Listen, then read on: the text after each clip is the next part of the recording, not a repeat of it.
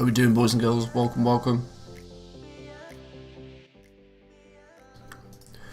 Good morning to you all. Good morning, good afternoon, good evening, wherever you may be. Shout out to you all.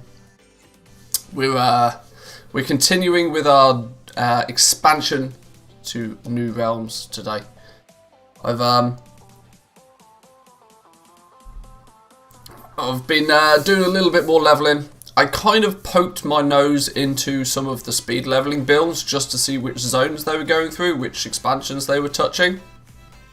And it's interesting to see how weirdly most like classic zones seem to be just like the best when it comes to leveling fast. I'm not sure whether it's because of the sort of the tightness of all the quests or whatever, but as you guys know, I'm relatively new to Horde, so the zones themselves are relatively new to me. But the Des Mephisto leveling guide is pretty solid. I can't deny. It's pretty good. Now, what I haven't been doing is doing the quests, the zones in order. But I have been plugging away at it. Our Druid Caffeine Club is now level 25. We're getting there. Once we get 30 and we can fly, then we can really start turning up the gold making. Graham, welcome to you. King Kong as well. How we doing? Good morning to you. Good to see you all. Hey, Graham, you've got the 2-month coffee club. Nice one, dude. Nice one.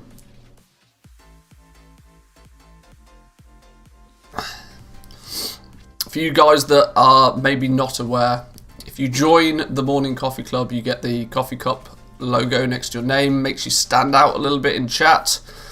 Bragging rights, you could say. Yeah, not so much, but you get it. Let's turn the tunes down a bit. They're still blasting in my ears.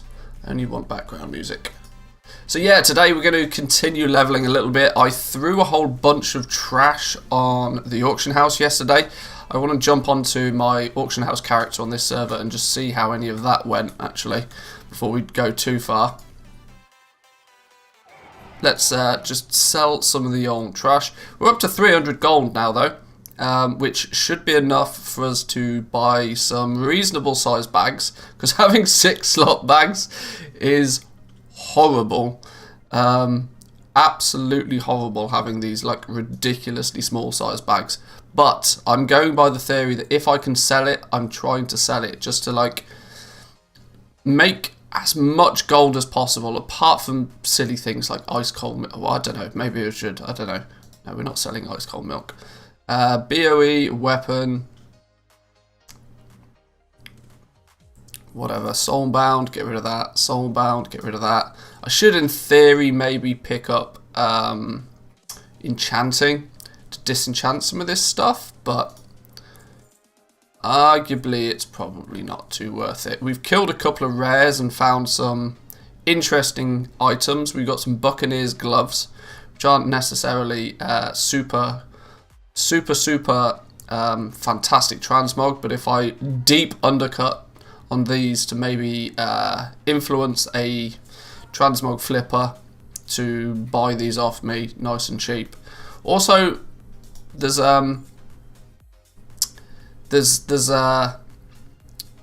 such a wide, I mean, I'm so unused to playing on these ridiculously big servers.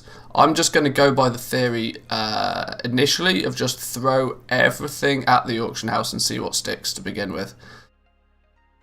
Yeah, I see like Disciples Pants of the Quick Blade, Journeyman's Pants. What I should probably do actually as well is load up all the things on this character. That will at least then tell me if they're unique appearances. Ruben said good morning to you. Stro, welcome. Good to see you guys. Welcome. Where's all the things? There it is. Let's get that up on here. Do I need Cano Mog it? Don't know. But I would hope by the end of today, I don't think it's going to take us all that long to get from 30 to 50, if I'm honest. I actually think the first 30 levels are probably the slowest. Because as soon as you get the ability to fly, you can really sort of, You can really abuse some of the faster leveling zones. And I reckon 30 to 50 will probably actually zoom by.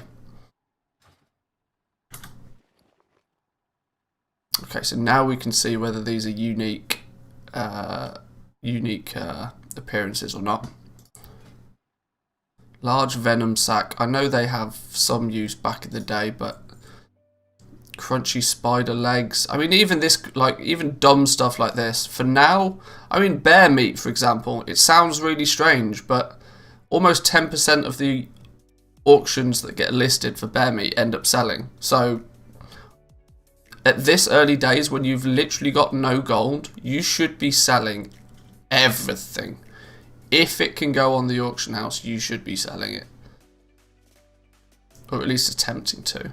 Moss Agate, that'll do nicely. That'll be a nice chunk of change. I know they sell for a reasonable amount.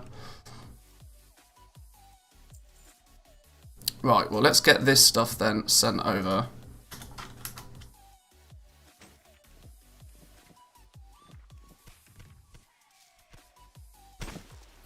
I'll set up some proper groups and stuff at some point. Oh, I've just sent my cloak. That was not what I meant to do.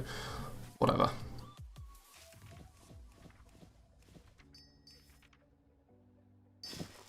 Right, well there, if it's not pinned down, it's being sent off. So let's jump onto, if I go in here, is this considered a rested area? Yes, lovely stuff. I threw a whole bunch of random stuff on the auction house yesterday, so let's see if any of it has sold. Hopefully, if some of it sold, we should be able to buy some bags at the very least. So then we can properly go out farming. Right. Well, there's the mail indicator, which is a good start. Ah, it's mainly a lot of... Oh no, a lot of expireds, because I deliberately only put things on for 12 hours. On a high pop server like this, putting things on the auction house for any longer than 12 hours seems entirely pointless, because you're almost definitely going to get undercut.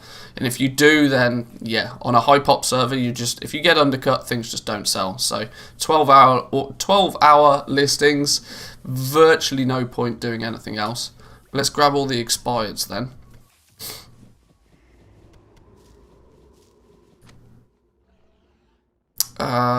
We got ourselves, what did we sell? 49 tin ore for 300 gold. Nice. So let's grab all the sold things. That's given us 400 gold. 400 gold should be enough to buy a bunch of bags. We need, preferably, I need a few bags for this character. I need 8 bags really, don't I? 4 for each, 4 for myself and 4 for the other character. Let's have a look, see what bags are like over here. Biggest bags as we can get for as cheap as possible. So it's going to be the deep sea bags are looking preferable. 30 slot bags for 125 gold. Alternatively, we kit ourselves out with just netherweave bags for now, because it's super cheap, and we just upgrade to deep sea bags later on. I mean, it's 16 slots for 10 gold, or double the amount of slots for way more than double the gold, so. I want as much gold as possible for... Or maybe I should buy some deep sea bags for the main character.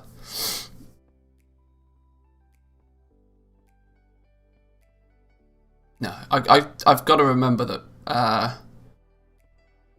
gold is so limited at this point in time, and every single drop of gold I can get my hands on, I need to be reinvesting it into something.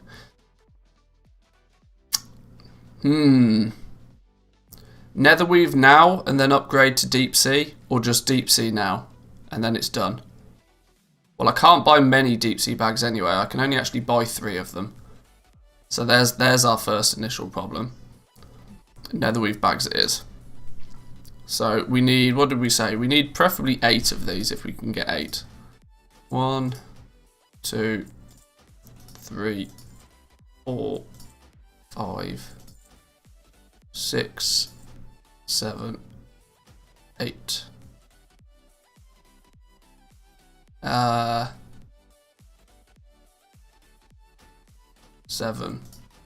8. There we go. So netherweave bags for now. That'll do the job to begin with. Yeah, I think netherweave bags will do the job for now.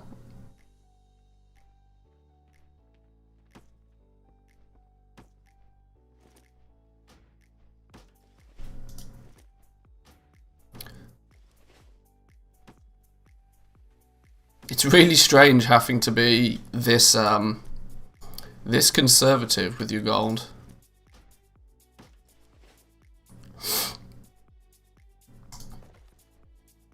Right, well there's some storage space at least.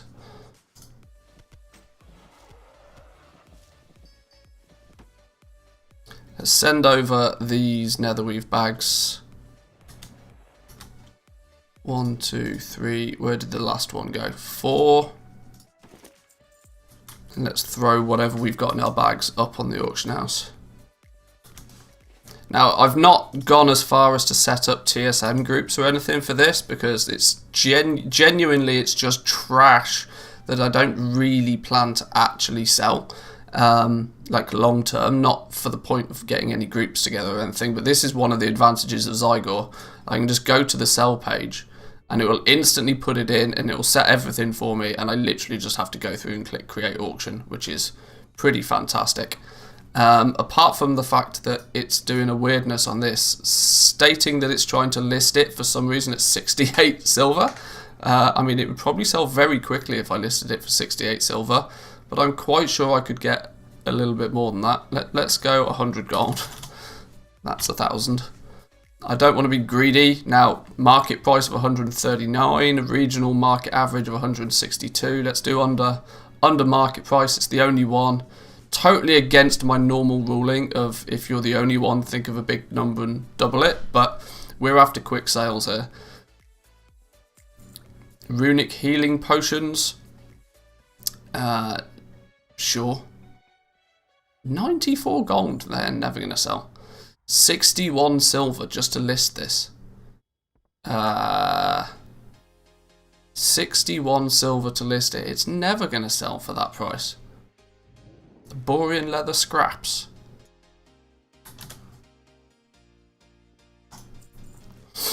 Gooey spider legs. I'm basically right now the only thing I'm looking at is the deposit listing, just to make sure I don't accidentally list something that's gonna take like half my gold just to list it.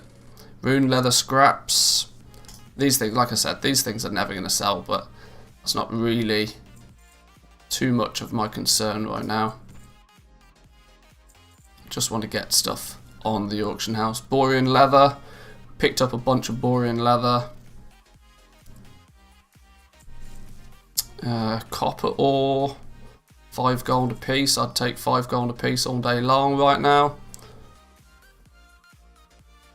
Yeah, I probably should have converted it up first, but how many shadow gems we got? We got the single shadow gem. I'll take 5 gold for shadow gem. Moss agates, nice, 77 gold. Hope we get that sold. Healing potions, I don't expect them to sell at all. Bear meat, probably not going to sell at all. I'm just going to trash prices and persuade somebody else to buy it, because this is all just dumb stuff.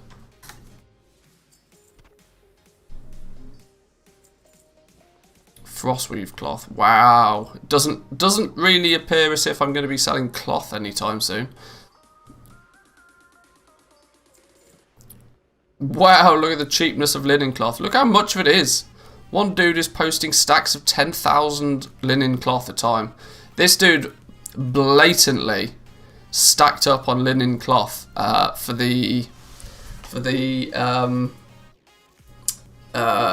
Shadowlands, when there was the whole Relic of the Past business. There's no reason any one single person should have what is probably 100,000 linen cloth. That's quite funny. Not to mention that listing 10,000 of these every day, I suppose it's only a single silver per, but for every 100, it's costing him 1 gold for every 100. 10 gold, It's costing him 100 gold to post every one of these stacks. Now, of course, if he sells one of these stacks, then he's just like absolutely balling. But that's really strange.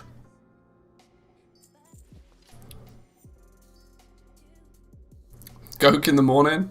Well, it is 11 AM and I've actually been up quite a while today already, so my coffee is basically, I'm double dosing on caffeine today. Sometimes you need it. Silver ore. Now, I've only got a single one, but if we can get 20 gold for it, it's better than trying to mess about and getting undercut.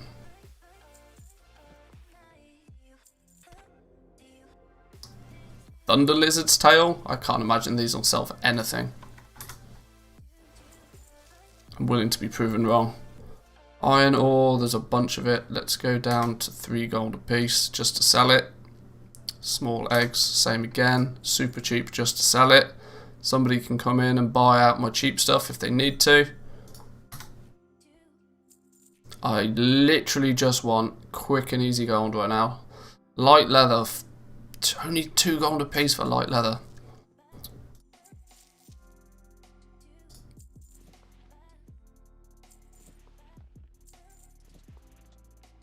Right, there we go. Let's throw this up here.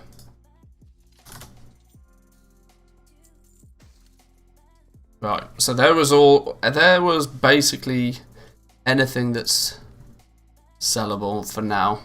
So let's leave that a few hours. Let's see how that sells.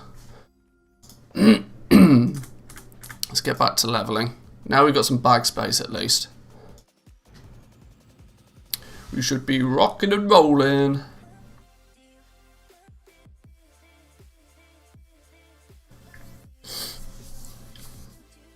Did anybody else see the fact that 9.0.5 has now gone to release candidate on the PTR? Means it can't be that far away. 9.0.5, I would imagine. Well, what's the date today? If it's the 2nd today, it's obviously not coming out this week. It won't come out next week. It might come out the week after that. Not going to try the white RP stuff? No, that's just a little bit far-fetched for me. I have a feeling that 9.0.5 will probably come out on the 23rd. 23rd, 24th.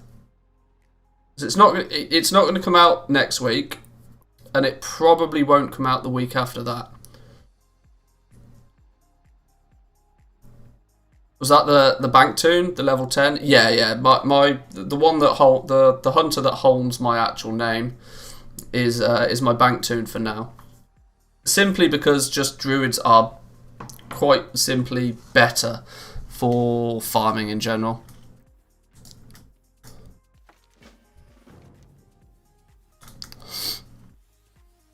.0.5 is soon. Yeah, I'd expect to see it within a few weeks now. Release candidate on the PTR usually means it's about 2 to 3 weeks away.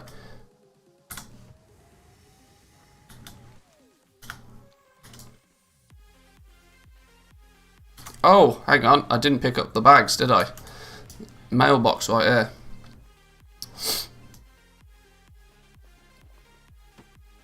Finally, a bit more storage space. Might not have to hunt down a vendor so often. Not that it's really an issue when you just mount up and sell stuff nowadays, but it's weird when you look at bag space now. Like back in the day, getting 16 slot bags, you were like, yes, loads of space. Now you look at a 16 slot bag and you're like, this thing is tiny. Because it's literally half the size of a deep sea satin bag. Or whatever the 32 slot bag is called now, I can't remember. But literally half the size now. Come on, fella, wake up.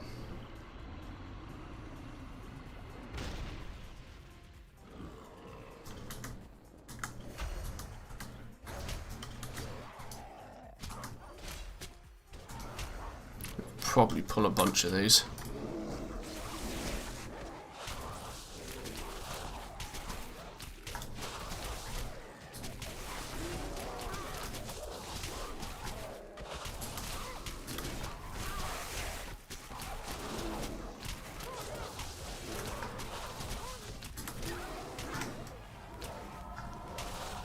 Now you might have noticed I've switched into Guardian as well. For any quests where you end up just having to kill a whole bunch of stuff, I was enjoying Feral, I must admit. I like the movement speed bonus of Feral, but the fact that you still kind of have to just kill one mob at a time is really against my ethos when it comes to like completing quests. You want to pull everything, and then you just want to slap them. That's quite simply the way you want to do it. Zygor or AAP, which one do you recommend? Well, both are pretty good in what they do. You can't I mean, purely on the purely for leveling, Azeroth Autopilot works perfectly fine. No issues with that at all. The advantage, though, of using something like Zygor, and obviously there needs to be a pretty substantial advantage because you have to pay for Zygor. Zygor basically has the ability to allow you to select any zone in the game, regardless of whether it's on that train track path that Azeroth Autopilot tells you to go on, and Zygor will tell you exactly how to complete every quest in that zone. Added on to the fact that Zygor also, the routing system that Zygor has is phenomenal. I can go anywhere on the map in the entire world and I can say, right, I want to go to here, and I shift click on the map, and then it literally tells me instantly how the quickest way to get there. It will tell me to hearth when needed, it will tell me which flight points to take, it will tell me which boats to go on and get, and you can do that literally anywhere. It's kind of like TomTom, but apart from it just giving you an arrow, it actually it has really smart routing, which is super helpful. You can see it's telling me to go this way, then fly, then take flight points, then go, like, it knows how to do it. And on top of that, Zygor has like 50 million other little guides for collecting pets and mounts and getting achievements and reputations and all that sort of stuff. So Zygor's now kind of like a suite of add-ons where Azeroth Autopilot is just a leveling add-on, but it's good at what it does. So depends what you prefer. I tend to use Zygor for a month or two at the start of an expansion, usually when I'm running around leveling characters, doing the collections of treasures and that sort of stuff, killing rares to get the new mounts, all that sort of good stuff. And then once I'm done with leveling and stuff, you can just, you know, pause your subscription to Zygor and pick it back up again whenever it's needed.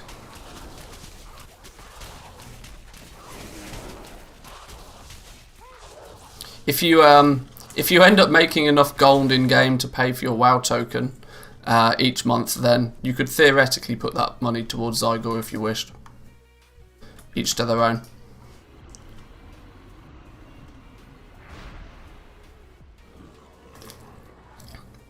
But it's hard to argue the fact that Azeroth Autopilot is, yes, it's free. So that's a distinct advantage for many people. Why are you doing vanilla content? Well, simply because I am currently level 25. So it's one of the most suited zones for me right now. We just yesterday we started back on, oh wow, we moved on to a new server, and so we've got to start somewhere.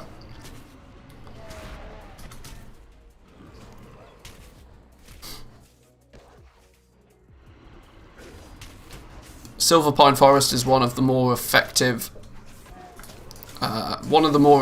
zones for leveling. We'll very soon, apparently, I'm only going by a guide I found on the internet, but before too long we will maybe go and do the Warlords of Draenor intro quest, which is very interesting.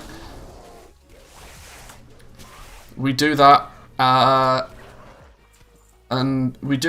then we do Frostfire Ridge until we hit level 40. I don't know at what point we're meant to start the Warlords of Draenor intro quest, but I'm saying that we probably need to get at least level 30.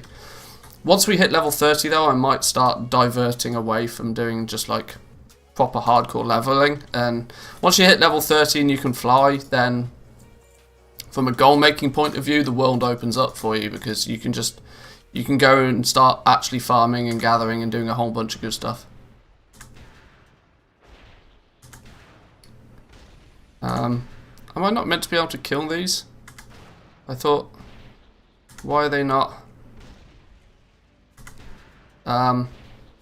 It concerns me that they're coming to. Oh, okay. I can't seem to shoot them until they're in the water. Fine. Mass genocide of Worgens, though. Poor doggies.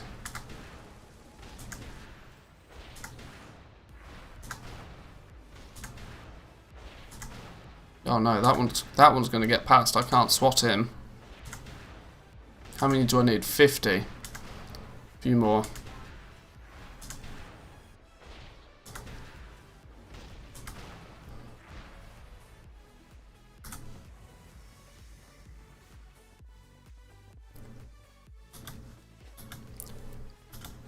Now, technically, you should really do Silver Pine Forest as like at level 10, but like I said, I'm kind of doing it a little bit out of order. Mainly because I only found this leveling guide like halfway through doing the leveling in the first place, but this is an example of something that there's no way I could have done it with Azeroth Autopilot. I literally loaded up Zygor and I said I want to do the quest chain in Silver Pine Forest, and it like boom boom boom boom boom routed everything for me and has told me exactly what to do and where to go. And it has that ability for every single zone in the game.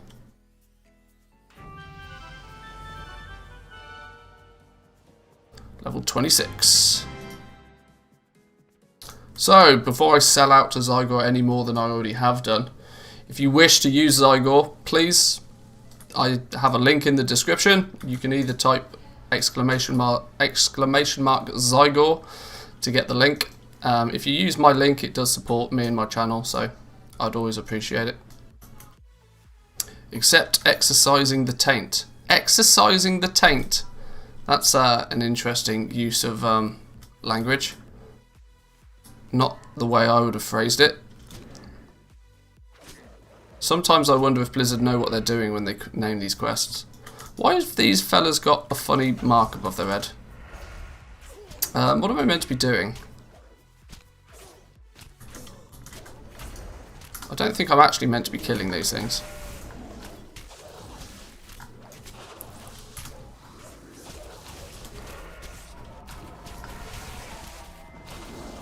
Oh, okay. That's how we do it. Oh, so now I've killed a bunch of them. Now I get the quest to kill a load of them. Oh, well, I got credit for killing all 3 of those anyway. Okay, fair enough. It's fine. Well, let's round a bunch up then. Can I snag that one as well? Yes, now we're talking.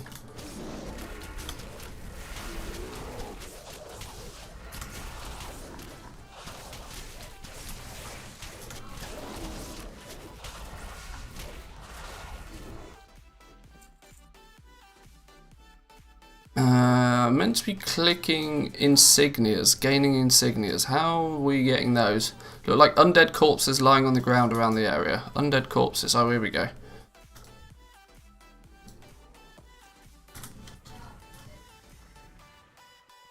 There's one over here by the looks of things. I'm definitely thinking though that going forward, spending time to level a character on a new server that we move to is probably not great use of time, considering that as it stands right now, if we were to buy a boost, a boost is what, 60 bucks, something like that, which I've equated to be about a million gold, which is, I mean, it's a sizable amount of gold for anybody, obviously. But if I'm gonna have to spend, let's say, even if I get the route down and know what I'm doing, it's going to take me at least 10 hours, I'd say, to get a level 50 character on a new server. Where, arguably, if I could just spend $1 million gold and skip that process completely, which means I'd be 10 hours further ahead. Now, obviously, if you do a boost of a character, you don't really end up with much on that character, but I still think that boosting a character on a new server, because then I could boost a druid on a whole bunch of different servers, and I think expansion would be, because the whole point of moving on to different servers is the fact that you're trying to scale what it is you're doing. Whatever you're doing on one server to make gold, you very quickly realise that you hit some limitations, and those limitations are often that there's a limit to how many good deals that you can find on your realm when it comes to like buying and selling and flipping and all of that stuff, unless you try and get really deep and start controlling markets and that sort of stuff. But that's something that's time and effort that you really want to dedicate just to, you know, maybe your main realm. But the reason you expand onto multiple servers is that, take a scenario like the monolite ore thing that's been a thing recently, where if you spend 10,000 gold on monolite ore on your home realm, and in a couple of months' time you can sell that same monolite ore for 20,000 gold, then yeah, sure, you've made 10k gold, and you've done it on one server. 10k gold is great, but it's still actually only 10k gold. But if you could do that same thing on 15 different servers, all of a sudden that tiny little flip and investment has basically generated you an entire token's worth of gold. So, and for the time it would take you to go on to 15 different servers and buy out a bunch of monolite ore and put it in a guild bank and not worry about it for a while, it's all about scaling, and that's why the richest of rich gold makers rarely will play on just a single realm, or they will arguably have a main realm that they play on and where most of their gold probably sits, but they've been able to get into a position to be able to do that probably by having many characters on many realms. So this was always my plan for Shadowlands, to get to a point where I'm happy about having just a constant nice flow of gold on my main realm. I can do all of my crafting professions and play around with a whole bunch of crafted gear, and anything Shadowlands related, I deal with it primarily on my main realm. But getting characters across probably 10 to 15 different servers in the EU is going to be worthwhile eventually, and that's kind of the point of it.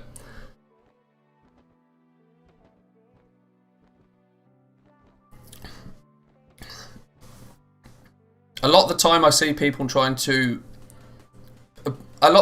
people who are dissatisfied by just making some gold. They want to make all of the gold, and they want to do things as optimally as possible. But there's a return. How do I phrase this? There's diminishing returns on the effort you put into the amount of gold you get out if you're only doing it on a single server. It's very easy to make a little bit of gold. You can make a little bit of gold by just playing the game. if you want to make a good amount of gold, you have to put a bit of effort into professions and that sort of stuff. Maybe spend a few hours a week doing some farming. But eventually, after like 10 hours worth of effort, you start to see diminishing returns on the amount of effort you have to put into the amount of gold you get out. Because there's a limit to what can be done on one server. Because you got to remember, there's thousands of other people trying to do the same.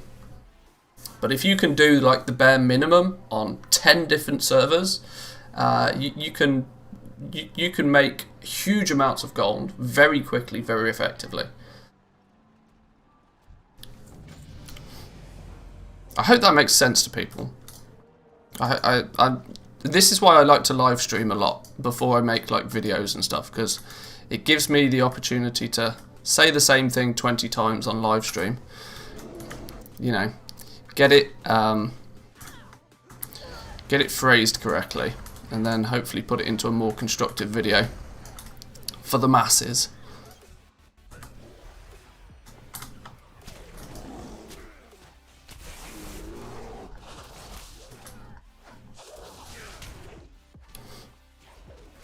Plus, I'm very aware that most people use my live stream nowadays more as a background podcast than anything else, which I'm fine with. Talking of podcasts, actually, I'm on the Auction House podcast this week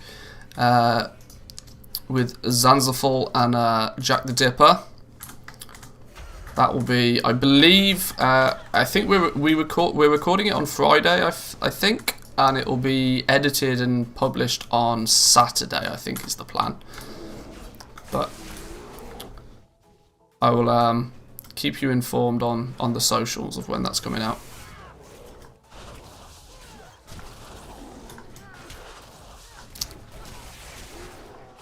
How are you? Super generic question, but yeah, sure, I'm good, thanks. How are you?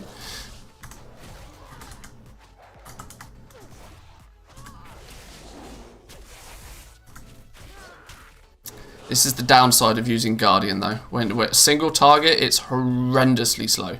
Like, a single target, I can just kill one of these things in literally 2 hits if I spec into Feral. But here I have to swipe away like an idiot. You almost want to... I mean, I could do some stance dancey sort of stuff really, and...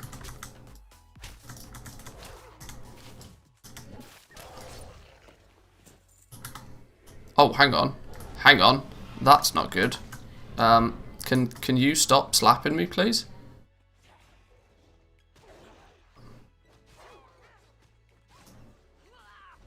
Go, there we go. Whew! Didn't realise I pulled the big dude. Predictions for 9.0.5 next reset? No, I don't think it's going to be that soon. I would say 23rd, 24th. I would say for 9.0.5, we got release candidate on the PTR, which usually then means it's a couple of weeks away.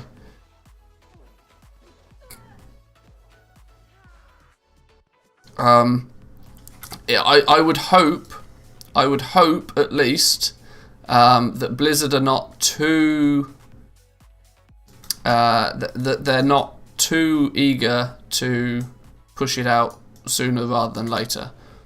I would like to see them, you know, just get it right.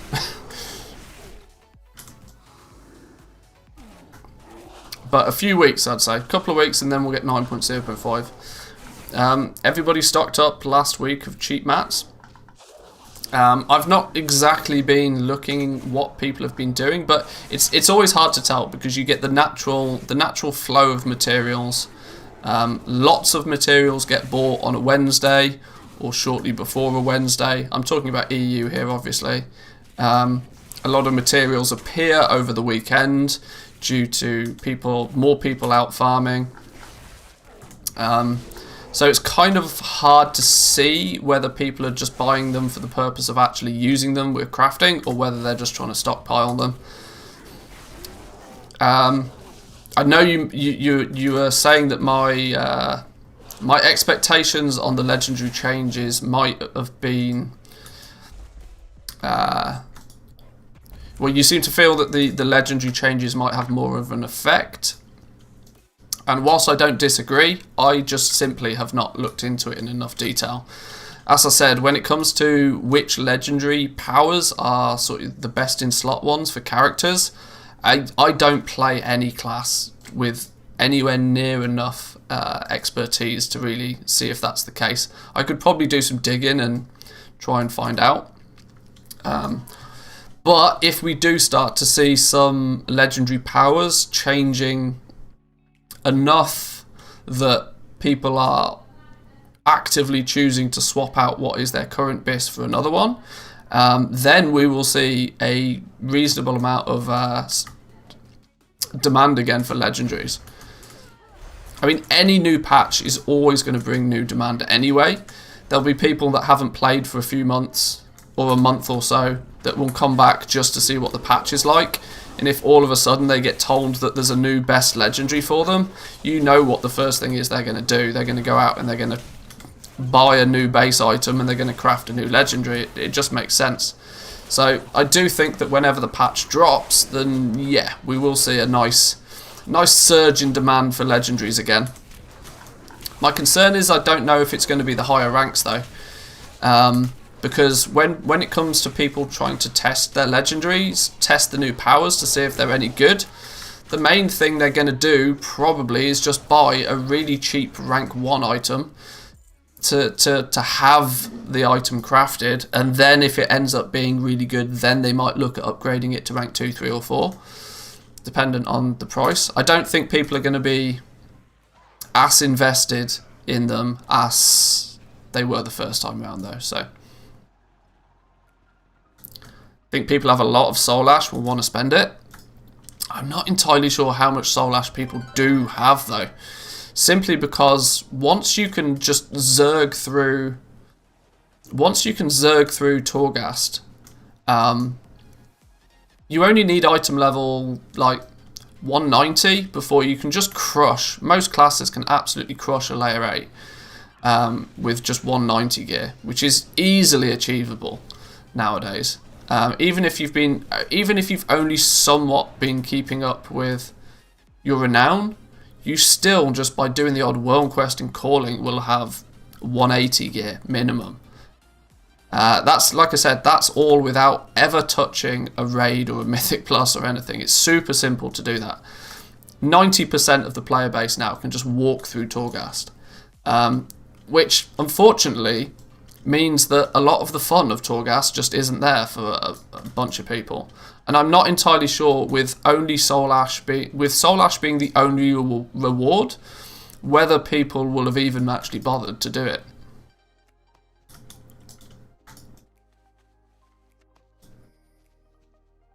Now, I know my opinion obviously stems pretty heavily from my own experience, but I consider my play style to be relatively average.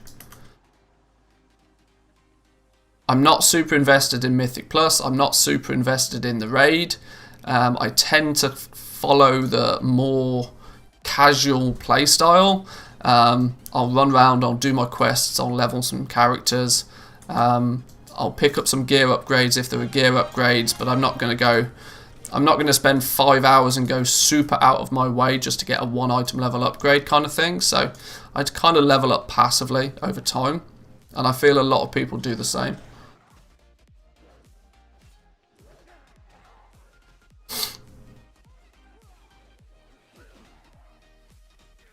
Now obviously if you're strolling around in 220 gear, then you're absolutely dominating Torghast. You can literally be speedrunning that place right now. So yeah, those people probably are capped. But they're equally the people that are unlikely to feel much of a need to swap their legendaries out, unless the only reason they would have to swap their legendaries out, I feel, is if their best in slot legendary changes. Click the quest complete box. Yeah, that would make sense.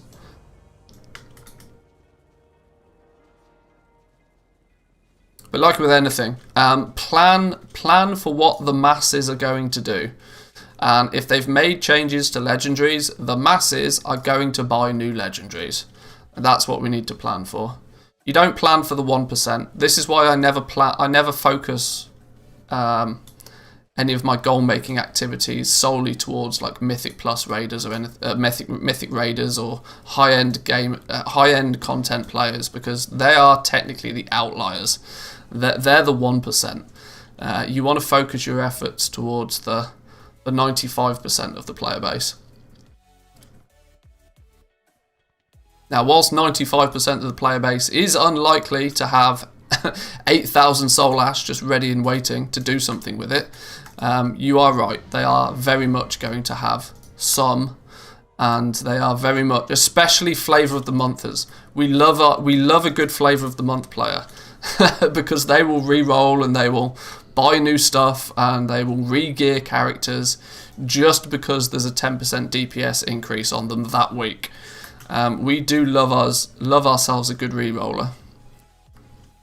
As a gold maker anyway. Right, what do we got to do? Just kill stuff out here. Fine. I wonder how many of these I can swat in one go. Let's try with that many to begin with.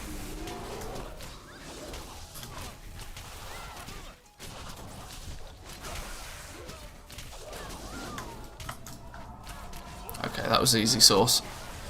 That was easy. Let's grab a few more then. 1, 2, 3, 4, and let's go this one because apparently we've got to go this way anyway. There's 5. That should be the 10 that we need.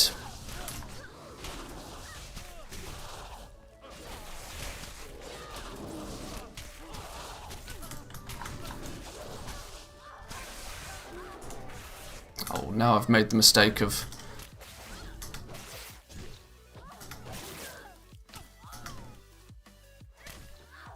There we go.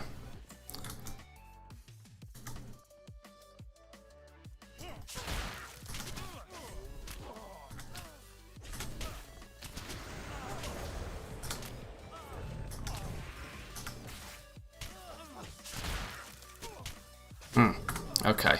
Trying to use cat form in Guardian spec is really not that effective.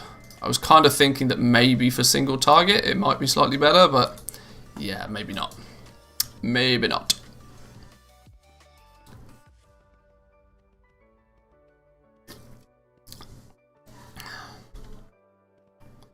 Morning, hope I didn't miss the first talent point. We did, unfortunately. But we're almost at the point where it starts getting good. We're level 28. Once we hit 30, we can fly, and that's going to make so much of a difference. I'm meant to be following the path. Where am I meant to be going? What am I doing? Click the 7th Legion telescope. Don't cancel the cinematic. In these lower levels have lots of cinematics that you absolutely mustn't cancel, otherwise it bugs the quest out. It's really weird.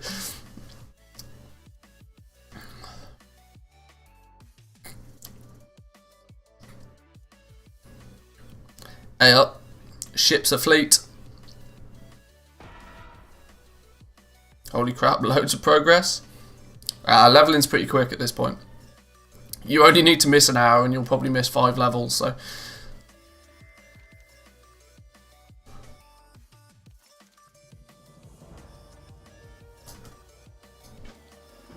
Are these bind on equip? They are, which means I don't want to sell them. Bard's Boots of the Aurora. 0.13 sale rate? Holy smoke, I'll take that. 0.13 sale rate on transmog, that's mental.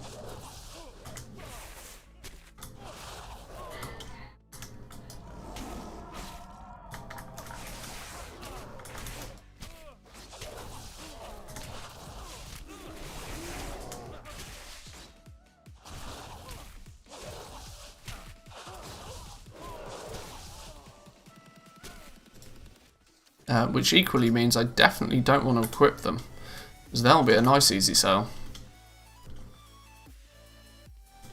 Jump down here.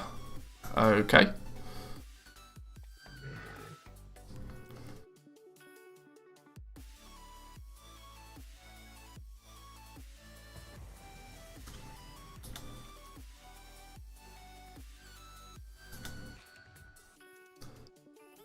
I'm not sure how much of Silver Pine Forest we're meant to complete, but when it comes to leveling, I just, just mindlessly complete quests until I until I reach the level I need. Now, I did see, I knew of this method a while ago. I can't remember where I saw this previously, but there's what it feels kind of a bit buggy. There's over in Silithus, there's not really an exploit, more of a clever use of game mechanics, but it always worries me when something feels too good to be true.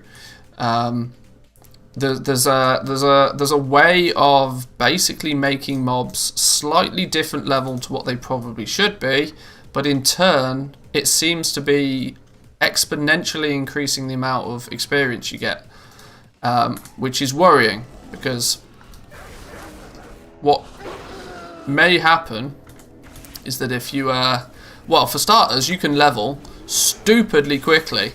You only need to kill like 100 mobs and you gain a level, which at level 50, when you're trying to grind up to 60, that's crazy quick. And Blizzard have been known in the past to strike down pretty heavily on leveling exploits. Look at the potion situation, for example, that happened in Battle for Azeroth. Even somebody as prolific as Preach ended up taking a 1-month ban for his abuse of an exploit.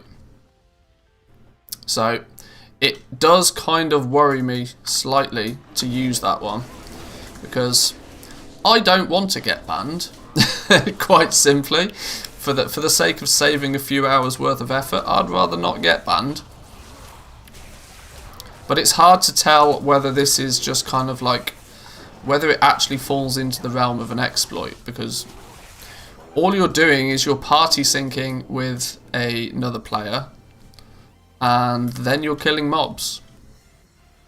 You're not really doing too much. But yeah, I don't know. I'm not sure how I feel about it.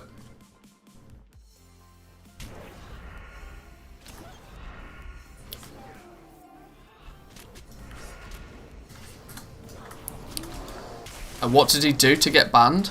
Well, for a while in BFA, you can still get them actually, using the 7th Legion tokens or something that you could get from doing your dailies. There was an experience potion you could buy. Now, this experience potion, for some reason, was stacking considerably higher than what it was meant to.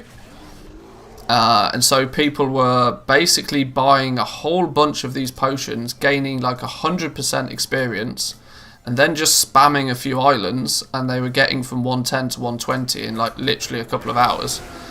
And so Preach took it upon himself, because for the purpose of his YouTube channel for the longest time was based on, having every character or every class leveled up to max so that you could do guides for them.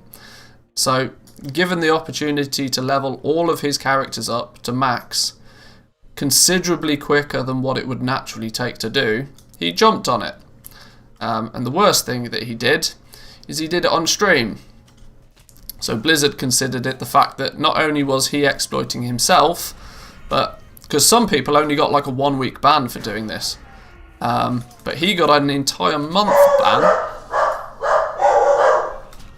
Please hold.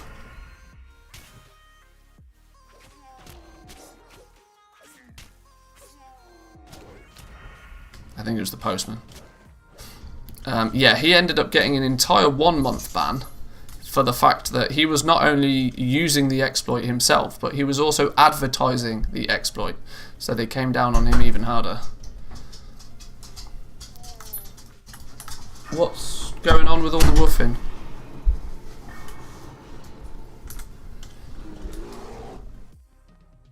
Now that my explanation might not have been the exact ins and outs of how it went down, but that's at least from what I remember.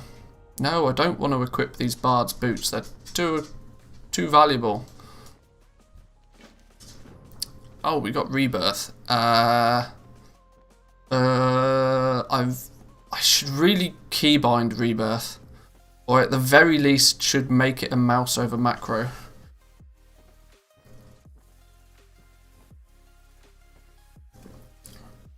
Yeah, the one and only time apparently that Preach has ever taken a ban.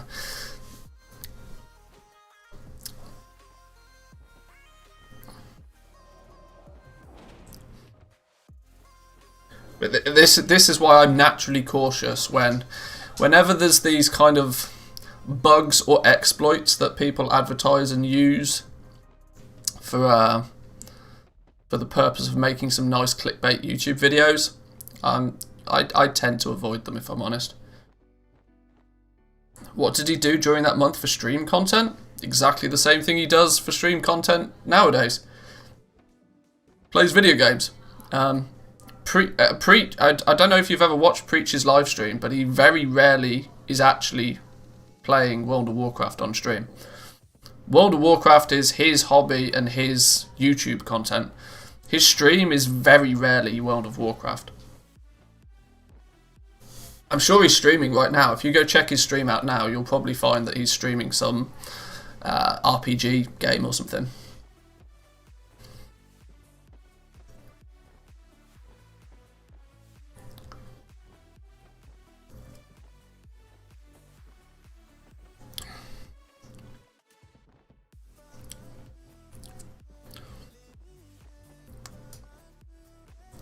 So we are literally one level away from flying, which is going to be nice. What I don't know, though, is how much flying costs.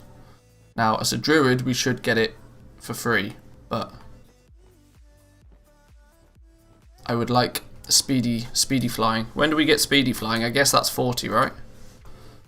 Flight form at 30.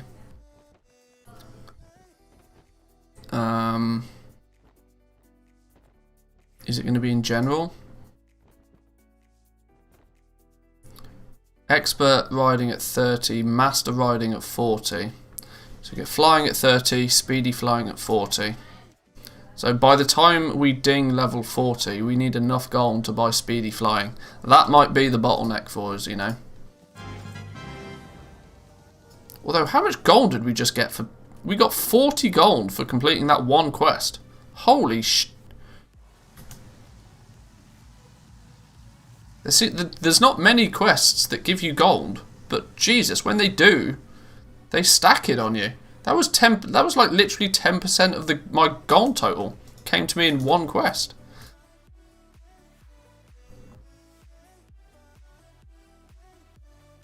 I'll take it.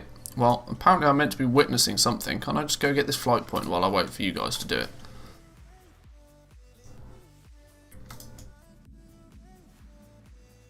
This RP is being slow. Follow Lady Sylvanas as she starts to walk, alright? Get going. Get going, you crazy woman.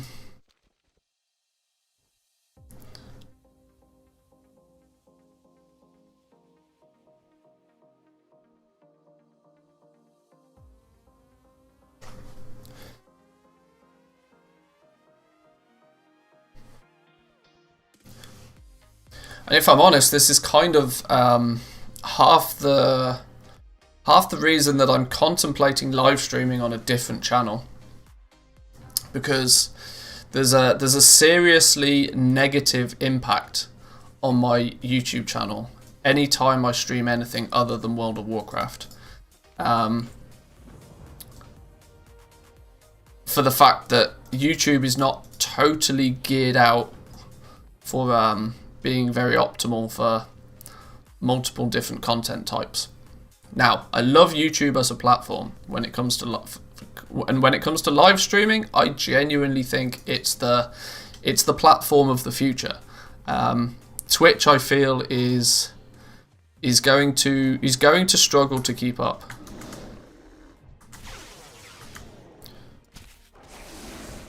I'm not necessarily going to get into the Twitch YouTube debate again, because I feel as if I almost get into that daily nowadays. But I don't play just one game.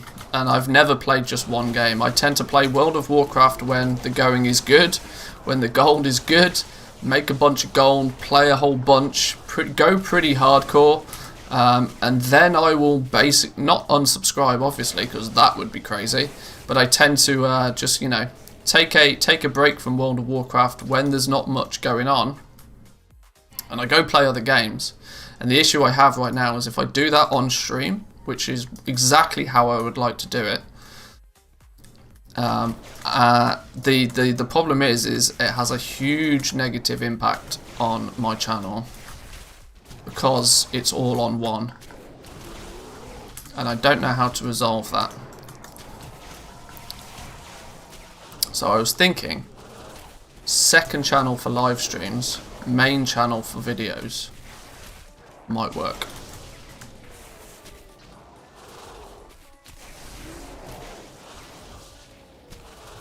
After watching your stream on starting a new character, I did the same with the druid for goal making.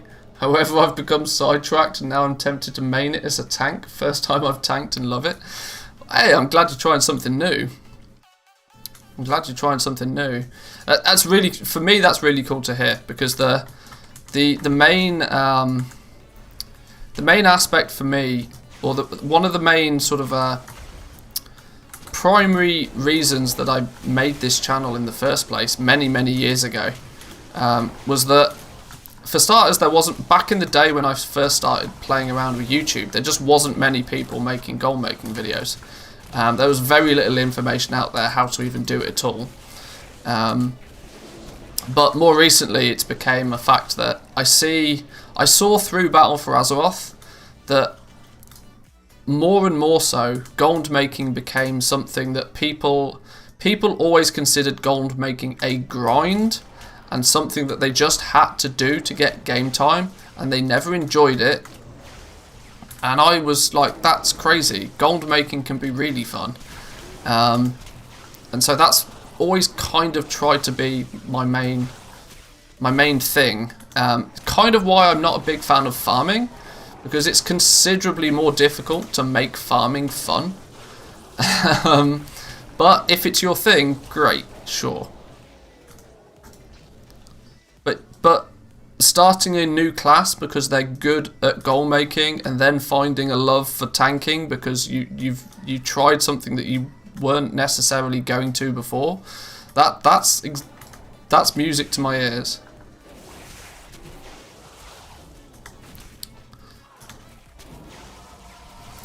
Thinking about it, I've actually spent more gold gearing the bear.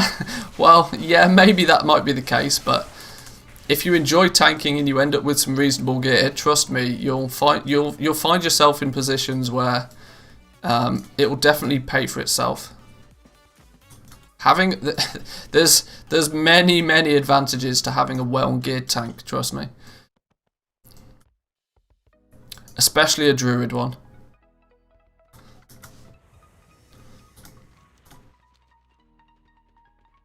There are through the life of an expansion, there are many good gold making opportunities that are only available for people with really good quality gear. Now, as a tank, you have the ability to get a lot of good gear relatively quickly and easily. Assuming you know how to tank certain fights, you could run a pug. You could run a simple pug once a week for normal mode, or maybe even heroic mode, and very simply and easily gear yourself out. If you do any sort of Mythic Plus, tanks are always in demand. always in demand.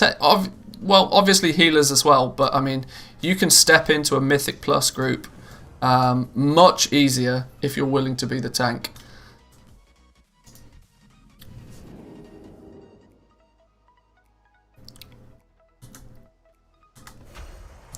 I need to kill a few of these arcane remnants for some reason.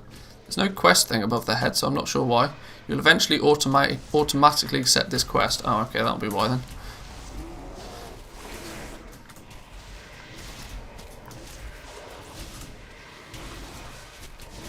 just look at the skinning craze, for example. When skinning was in its absolute heyday, the best way to gather heavy callous hide was actually to kill the elites. Now, most DPS classes could maybe kill the elites, but they couldn't kill them very quickly or effectively. As a tank, though, you're indestructible. And that gives you a massive advantage. That you can then kill elites. And in the people that had 180, 190 item level Guardian Druids, early days, were able to kill the elite mobs. They were even able to solo dungeons effectively enough to make filthy amounts of gold. And that was something that was really only available to those that were pretty well geared. So spending some investing some gold in your character to get some good gear to keep you above average geared will usually pay off.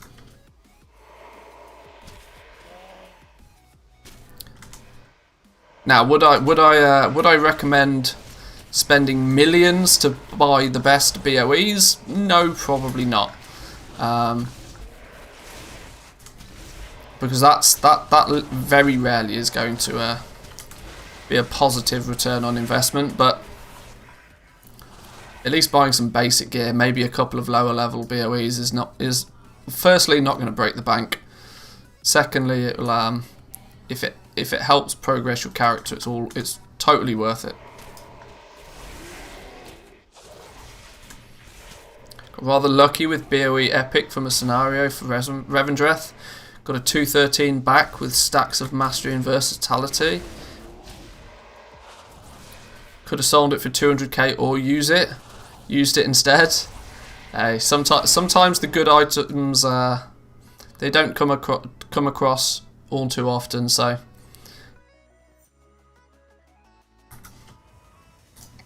I mean, the goblin in me would have instantly sold that bad boy, but that's me.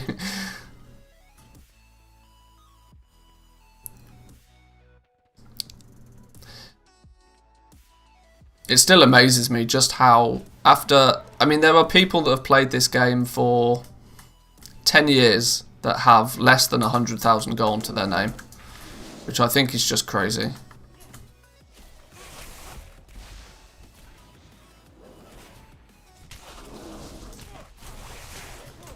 Oh, I seem to have pulled the entire world somehow. That wasn't my plan. And these are all stupid casters as well.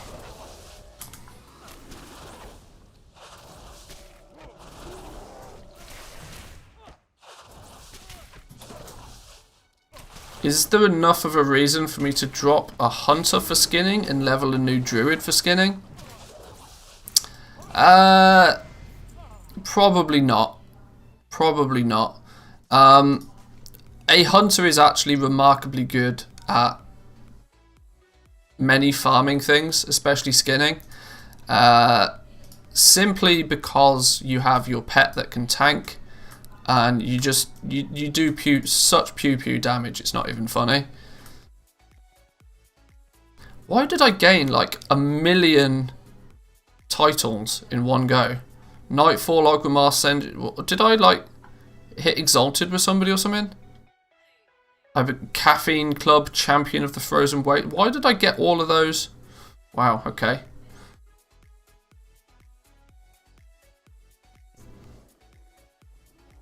Right, well, the important thing here, the important thing to know, is that we got flight form somewhere. Where did it go? GG me on the flight form. Hello? After training expert riding, your travel form allows you to fly. Goddamn mother, stupid limiting druid. Literally, back in the day, right, one of the reasons you would roll a druid is because your flight form and your travel form. Now, not only do you get it at the same time as everybody else, you Not only do you get it at the same time as everybody else, you have to pay for it like everybody else. Phooey.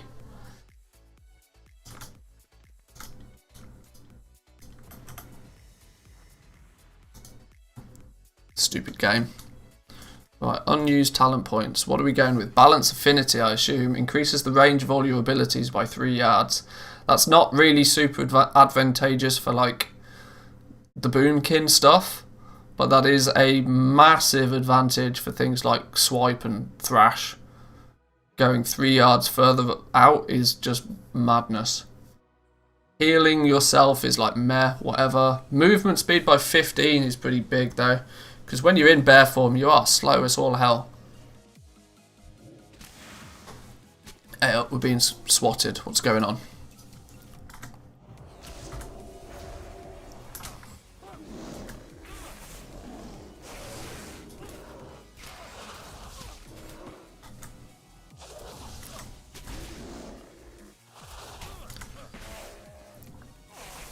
You got Wrath titles because now Wrath is level 30. Oh, that might be why. Depends on where. Yeah, I know. You can still use travel form, but this was changed in Shadowlands. That even druids now have to pay for all of their flight forms, and you actually have to go and get the training. Whereas before you didn't need to, but now you do actually need to go and learn expert riding before you can fly. It's a bit of a scamaz. Now I need to find an optimal point to go and do it, you know.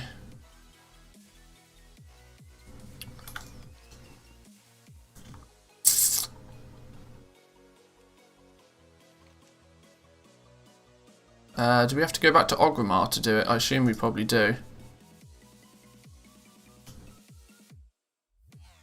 Unreachable? No, lies. Riding, I believe you can fly. Track.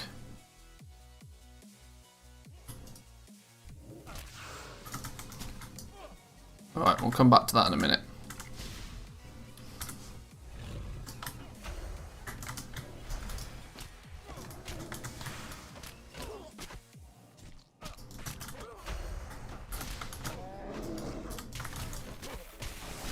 What add-on do you use for item upgrades?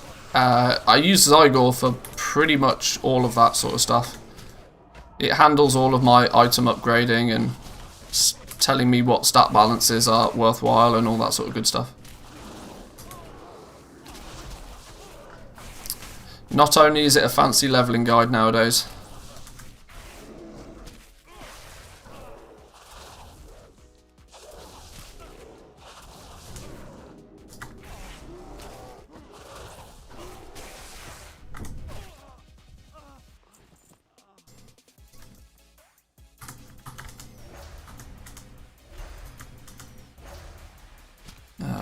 One more should do it. Can you type the name?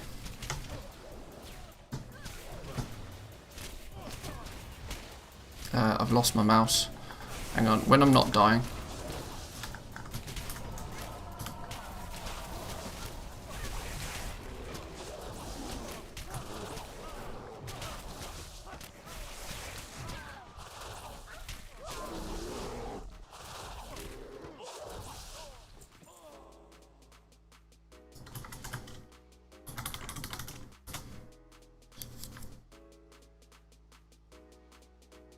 Can't stream elements, do your thing.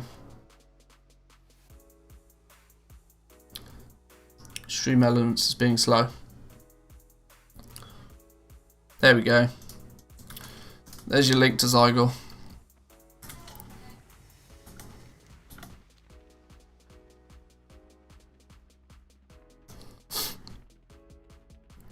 I would assume that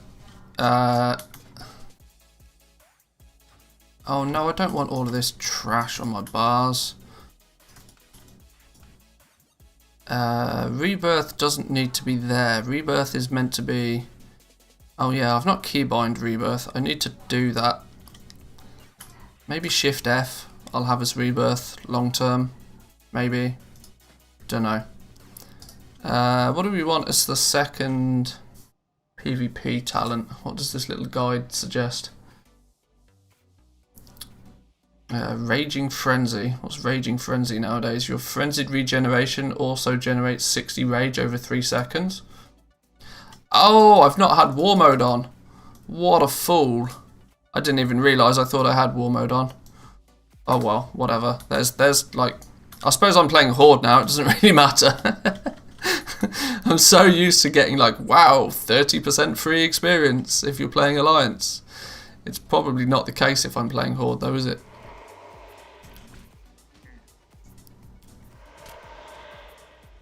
Oh shit. That was clutch. I mean, oh no.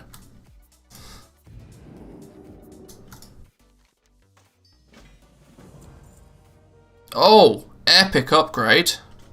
Dawn Weaver's Dagger. I'm not going to use it, mind, but epic upgrade.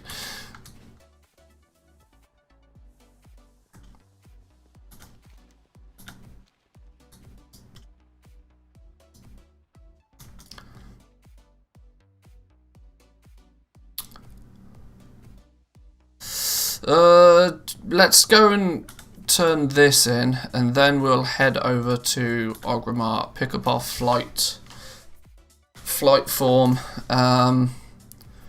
We got 17 minutes cooldown on a Hearthstone, so we want to be able to use our Hearthstone to come back.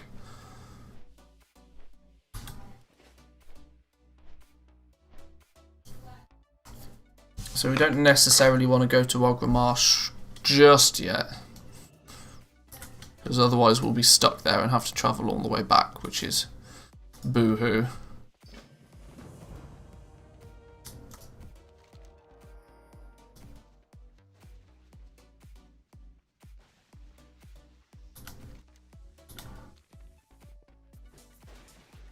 Kill 10 unconscious... Oh, inconspicuous. I read that as unconscious. I was like, how do you kill an unconscious bear? That's just double mean. Poor bear's, like, got problems as it is. No, it's inconspicuous.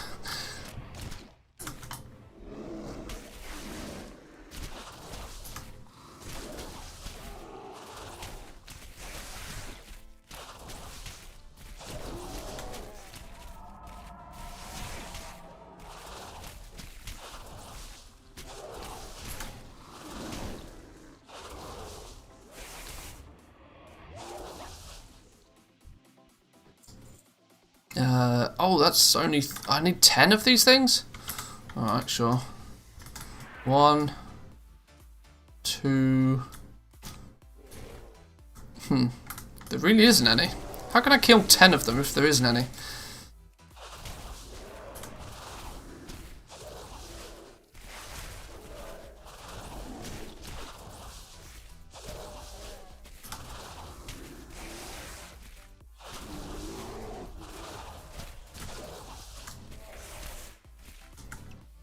Yeah, this is the downside of playing Guardian. Killing 2 mobs took way too long. Killing 2 mobs in Feral would just be like pew, and they're dead. So there's one here, one here. Let's grab these 2. Oh, there was another one up here somewhere. Can I get it without... Oh, there's one over there as well. That's going to be 9. Oh, of course that's going to be 9. Oh no, because that one's evaded. 8 it is then.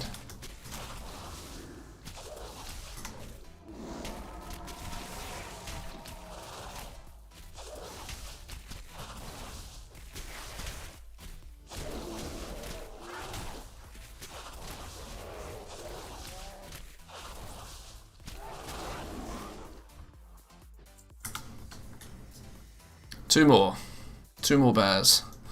One there. I want to pull them together though. So we'll have you. We'll pull a 3rd one for good luck. Hey, maybe we'll even pull a 4th one. How about that?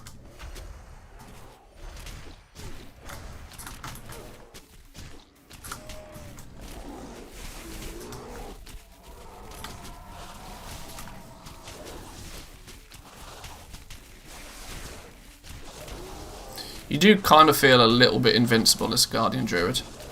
I'm not gonna lie.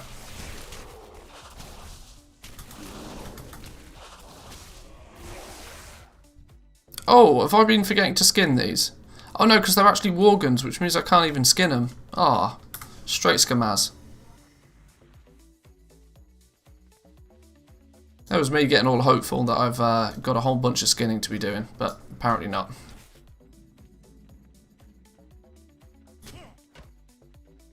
Enter the cave. Who's in the cave? Click Amber Mill Dimensional Portal. Okay. All the zooms. At what point do I feel I should probably start killing these things? About now, I think.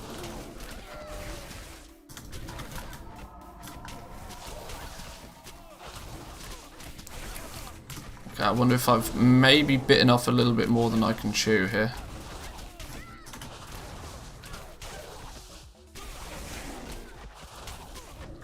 Yeah, this is not looking great, is it?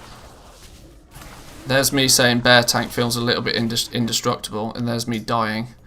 What an absolute fool. What, what an absolute fool. Oh, now I've got to run all the way around to get back in that cave. Phooey. What a hot mess that was. I should have just stealthed. Like, derp. I should have entangled rooted. You see, this is why I'm just bad as a druid, because I like when I think back, I should have just, you know, entangled roots, hold everything in place, run away, heal up, easy game, back in, kill, kill, kill, pew, pew, pew. But I'm just not savvy enough with the class. What level do you get renewal? I don't know. What's renewal? Don't I need no, I don't know. What the hell's renewal? I probably even have it. Is that one of the healing spells? Probably is.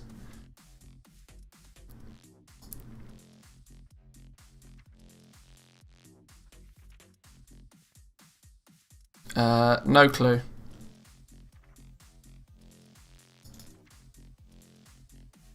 Not a Scooby-Doo. Oh, rejuve.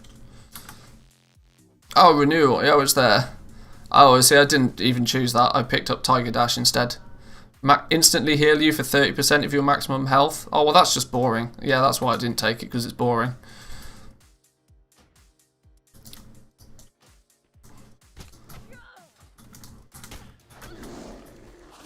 Yeah, I'm naturally opposed to boring talents. even if I have to do a corpse one occasionally, if the talent's boring, I'm probably not going to pick it. This is why I am not the default player of this game. Sometimes though.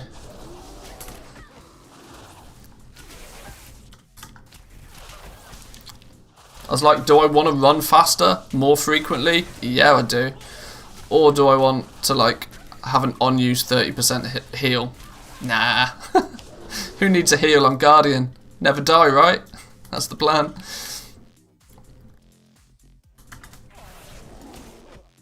I'm sure it is quite literally a lifesaver, but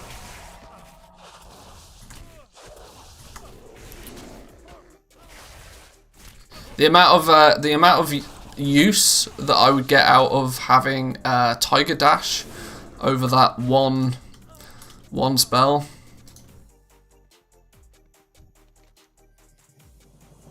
Kill 20 Amber Mill mages. Alright, sure.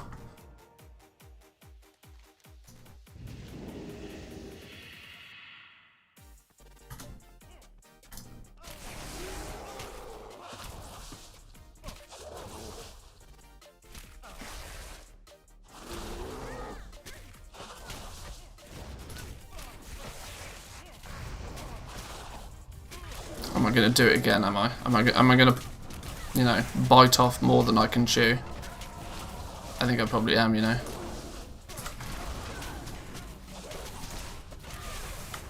Nah, I think we're good. We're rocking. We're rocking. As long as I don't do exactly what I'm about to do, which is pull even more mobs, we should be fine.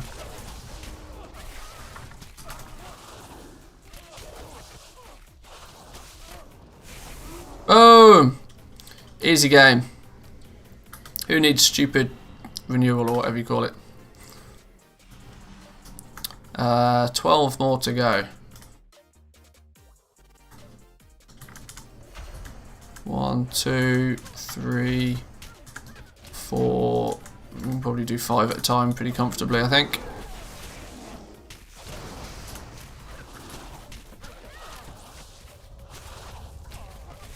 You do your flame strikes. I'm just going to move out the way, haha. Ha.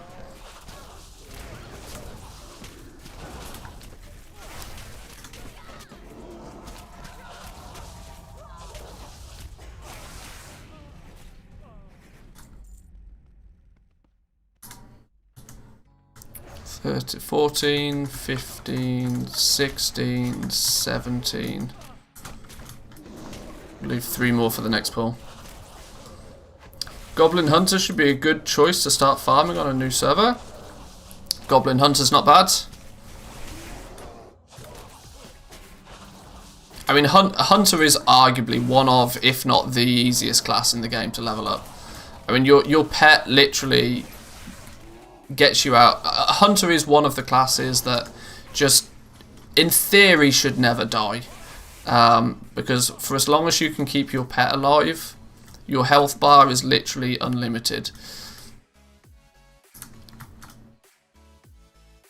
Yeah, I mean, the fact that you've got the ranged instant cast abilities as well, it's not quite as powerful, I don't think, as a druid, but there's a much higher skill cap to a druid, I feel. What's going on here? Why are they not? Can you come a bit closer, please, so I can AoE you all?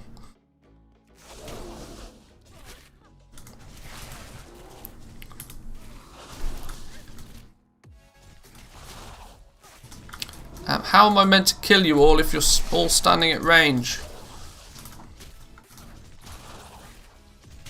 Oh, this is not.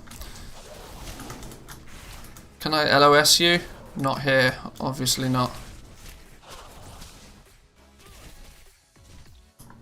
Right, those dudes are just stupid.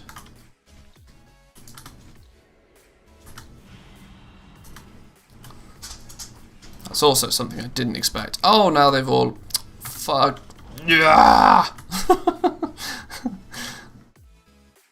I get so annoyed with such simple things in this game.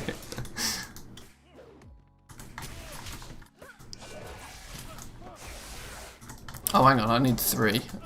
There's literally no point me doing this with just 2.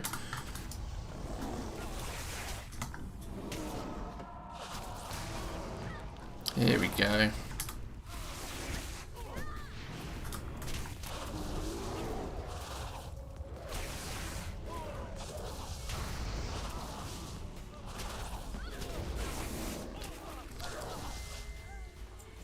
Boom.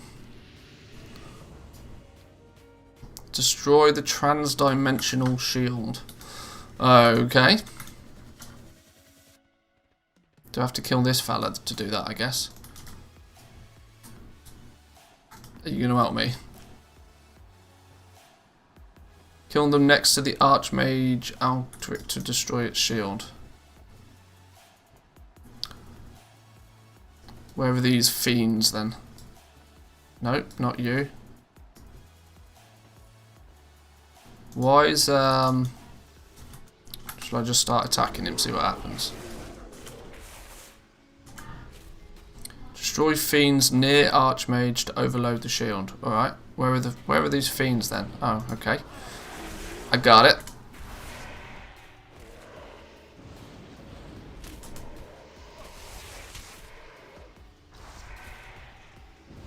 Damage taken reduced by 99%.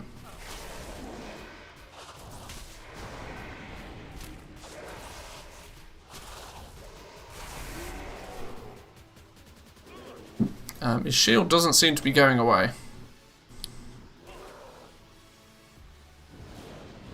How many of these fiends do I have to kill, do you think?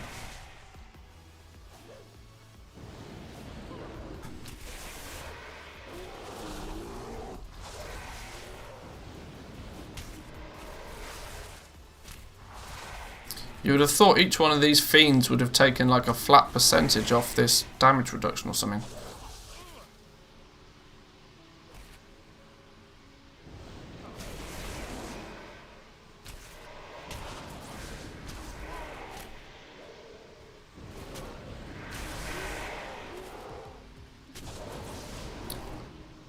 Is this bugged? It doesn't seem to be doing anything.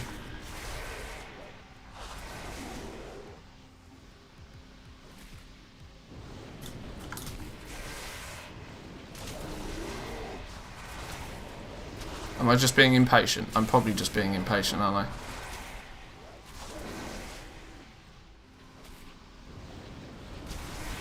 Although there's a lot of these things turning up.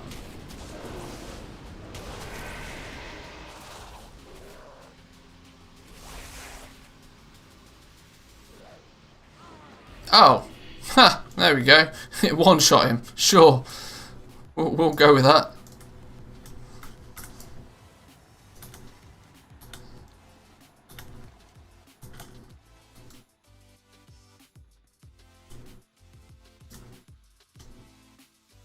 Right, we need a good opportunity to go back to Orgrimmar. We're already level 31. We could have been flying for. We could have been flying for by now.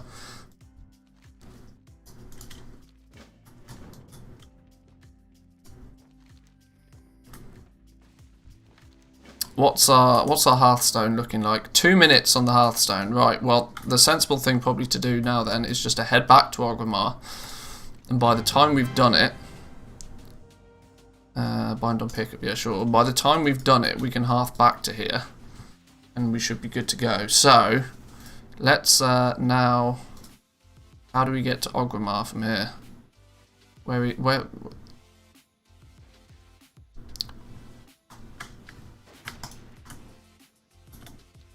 Right, there we go. See, shift click anywhere on the map. Zygor tells you exactly where to go. Love it.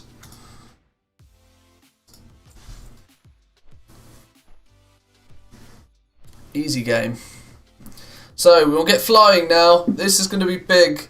This means that we can actually start really zerging through these. Firstly, the quests if we want to just power level some more.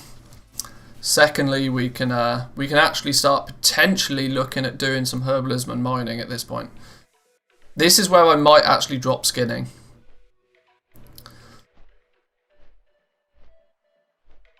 Because for the purpose of just making some starting capital, which is realistically all we're trying to achieve on this server. I don't plan to play this server like as a main character sort of thing. Having a high level character, A, sure, would be nice, but B, it's not essential. Actually making some initial capital so that I can start buying and selling and doing some flipping on the auction houses should be my higher priority, really.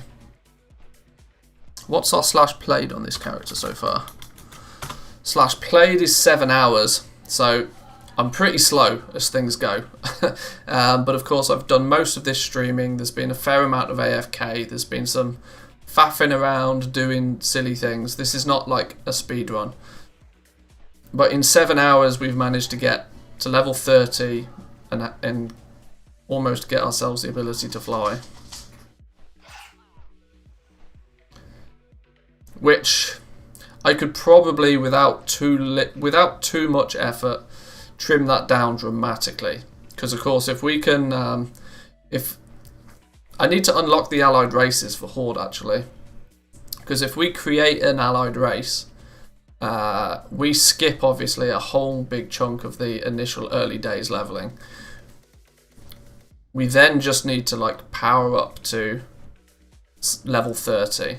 I think that realistically has got to be my goal for any character that I start on a new server with. You just want to get at least one character to 30. You want to get somebody that can fly, because then you can go and you can do herbing and mining in whichever zone, and you can be sort of optimal. Obviously, you're still flying slowly. You're not flying super speedy, which would be nice, of course, but flying is better than not flying.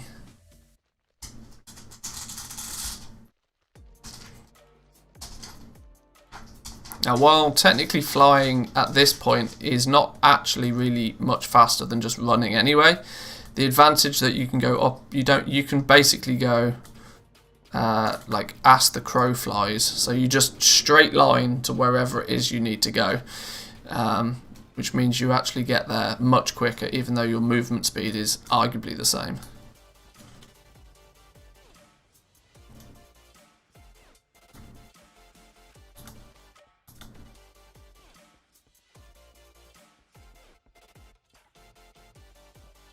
Hey, how have we ended up back down here again?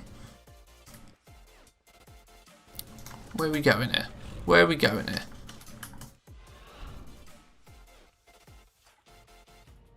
That's where we want to go. Now, is 600 gold enough to get our flying? It should be, surely, right? It must be.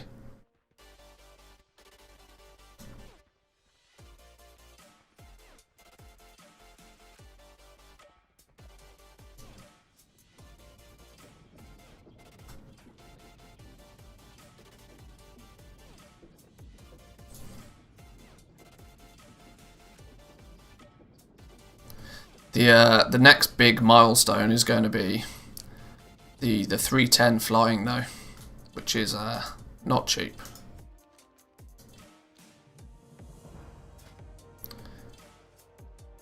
Okay. 225 gold, not bad at all. That was easily done. We did that basically without any effort whatsoever. 4,500 gold though, by the time we hit level 40, that's going to be... This, I feel, is going to be the first main bottleneck for people. To be able to get master flying.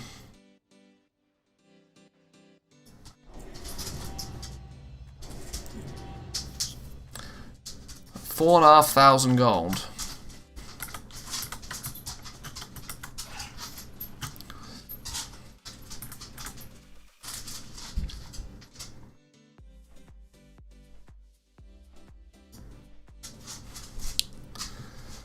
Why are you pair still in here?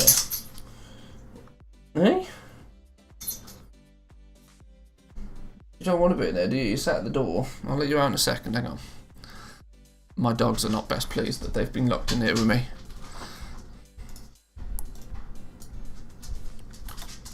Right, now we can half back to Silver Pine and we can continue where we're doing. As I'm going to do that, I'm going to go grab a drink as well. So, entertain yourselves for 2 minutes, boys and girls. I'll be back in a second. Are you gonna be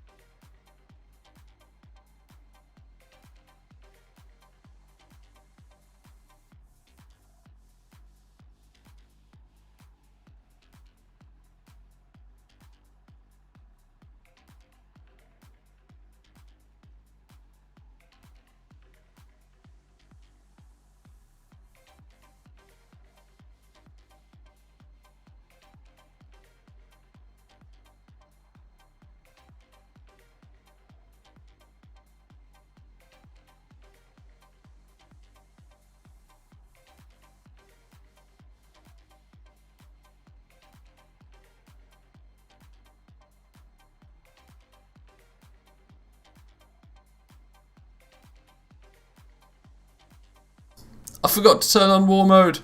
I'm a fool. I'm an idiot. Well, it's probably only 10%, isn't it? Because I'm playing Horde, so... Not the end of the day. Not the end of the world. Oh, God damn, I forgot about that.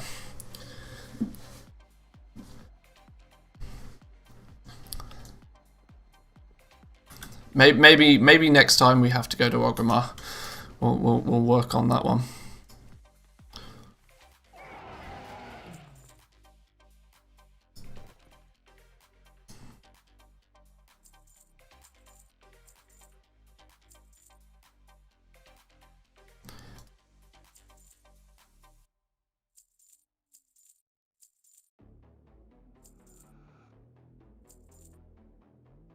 Soulbound, soulbound.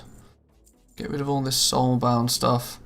Probably should have picked, thinking about it, because now technically at level 30 we could really switch on the goal making. We could, for example, even go out to like Mr. Pandaria, farm up some ghost iron ore. There's so many things we could be doing now. Over leveling. But I really think that at least getting to level 50 and getting into Shadowlands content might be best use of our time. I'm really not sure. But I need to be aware that we need to best part of 5,000 gold needs to be acquired by the time we hit level 40.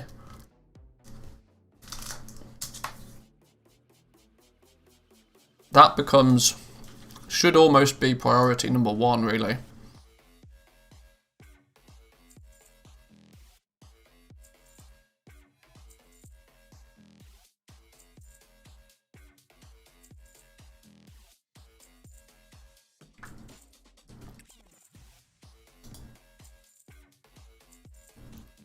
Elemental air. That doesn't sell very often, but it's worth a hell of a lot.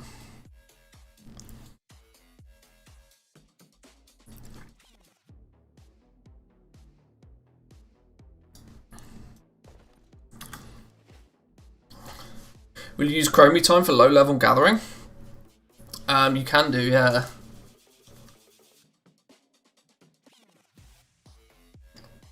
I'm wondering what we do now. Now that we have flight at our disposal, I'm wondering just whether it's better to continue leveling or...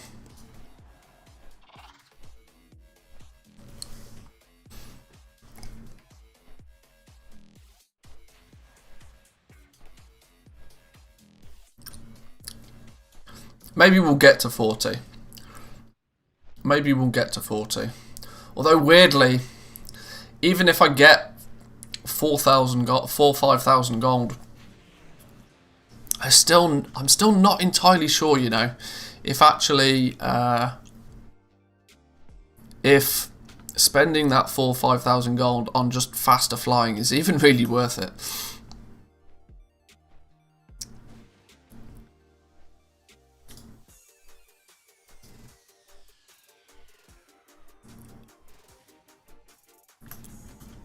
I don't know. Let's just continue with some leveling. That was the main thing I was doing today. So we need to torch the place.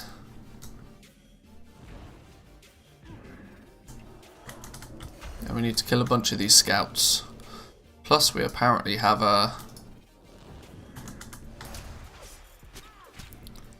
people helping me, which is nice.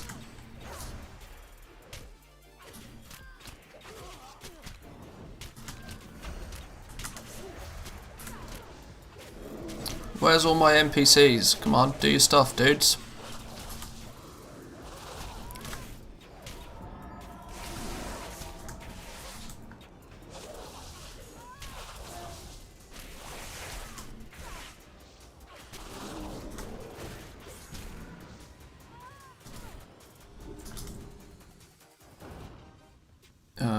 There's what? This one? The inn? Is this the inn?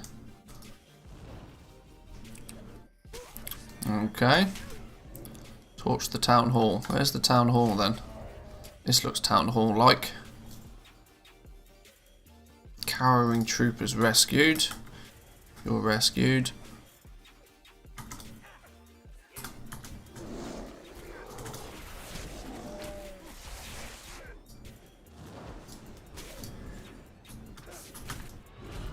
I'll just ignore the killing. The NPCs will do all the swatting for me.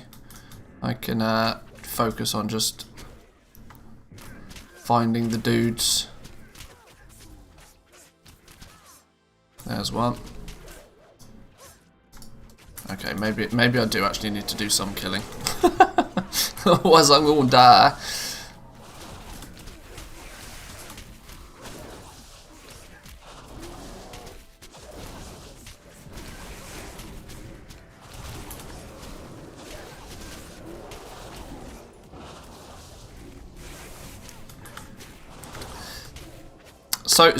So frequently the question comes up of like, how do you make gold whilst leveling? And still to this day, even 15 years after playing the game, I still usually go by the theory of just leveling up is usually a better use of your time than it is to farm things at lower level. Almost to the point where if you can get enough gold to get the max flying skill and to oh, I do need to kill 2 of these dudes. Like getting the gold together just by questing and leveling up to get your flying skill, you're naturally inefficient at farming until you're moving like fast.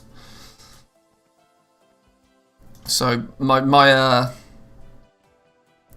logical part of me is saying that I really should just power through the leveling. Once we're leveled up, then we can start with the gold making. There we go. There's the scout we needed. You'll make more flipping on the auction ice on the side. Well, yeah, this is the thing. I probably will. My expertise is far more in the flipping side of things than it is in the actual farming. Farming is used for gaining that initial, for gaining the gold that you need to start flipping effectively. I need to wait for my NPCs, otherwise these lot are gonna shred me, because these are all elites.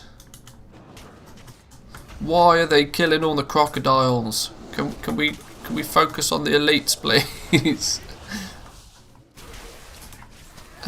This is not looking too good. I need to kill these crocodiles quickly so the NPCs focus on the elites.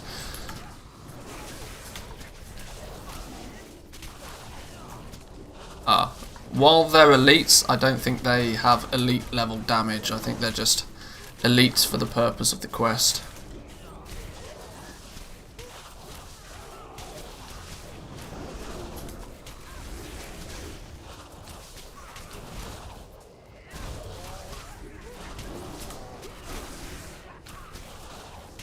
Either way though, they've got crazy amounts of health. Either that or my damage sucks. Probably a combination of both.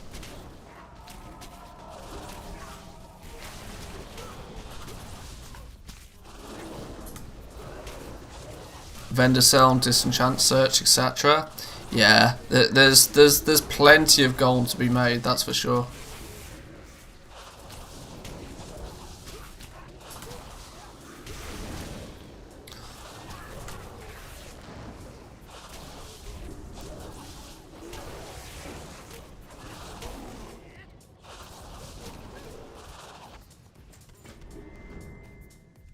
Skin the crocs.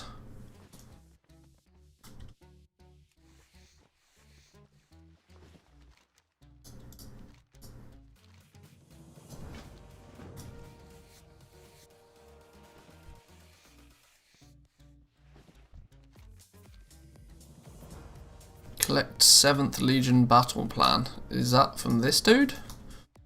Probably.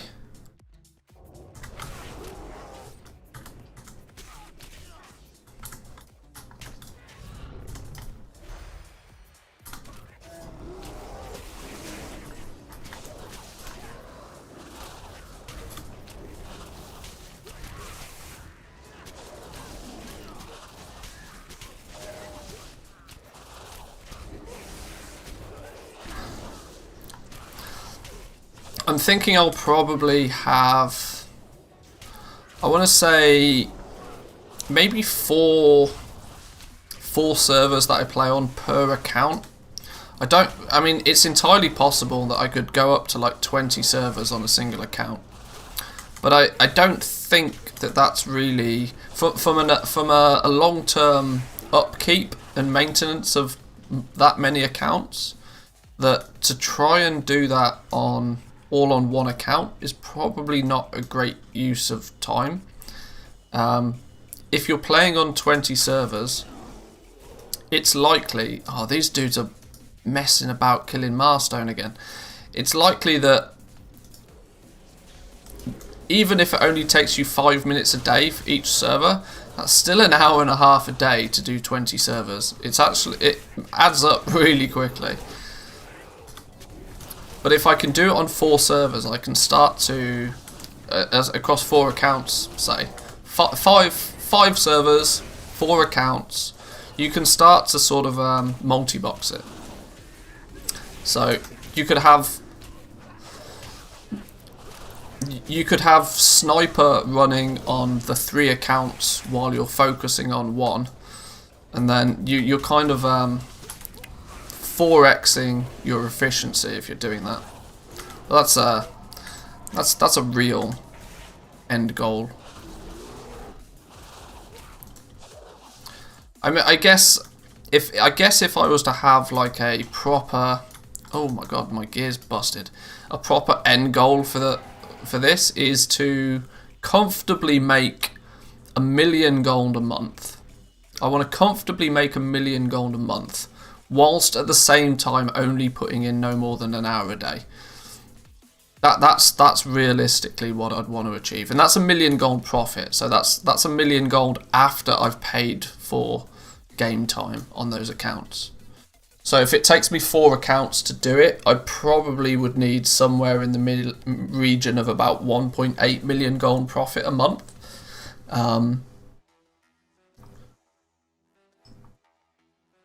800k of that going into 4 tokens to pay for 4 accounts, with then a kicker of 1 million gold a month.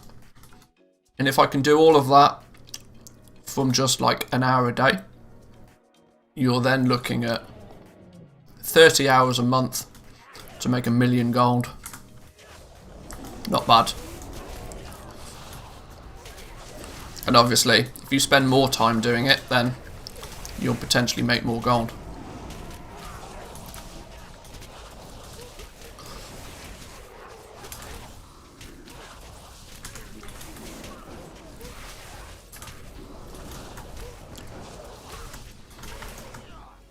And to do that, say you want to make 2 million gold a month to pay for game time, and then leave you with, you know, profit on top. 2 million gold a month, 20 servers. You only need to make 100,000 gold a month per server. That doesn't sound too difficult at all. In fact, that sounds remarkably feasible. No, it's this one, because I need to repair. There we go.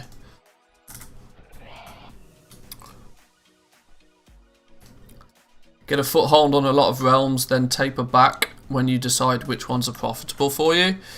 Well, my theory is that there should never be such thing as an unprofitable server. It's just, it will be a server that will have different opportunities. If you're trying to do the same thing on every server, you'll find some that it works on and some that it won't. But take something as simple as like BOEs. There's not a single server in existence where buying and selling raid BOEs isn't a thing. Does it work? It works more effectively on servers where there's big raiding scenes, surely.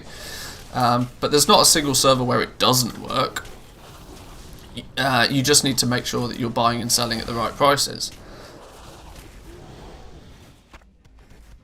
But yeah, you'll probably end up very quickly with favourite servers, I guess.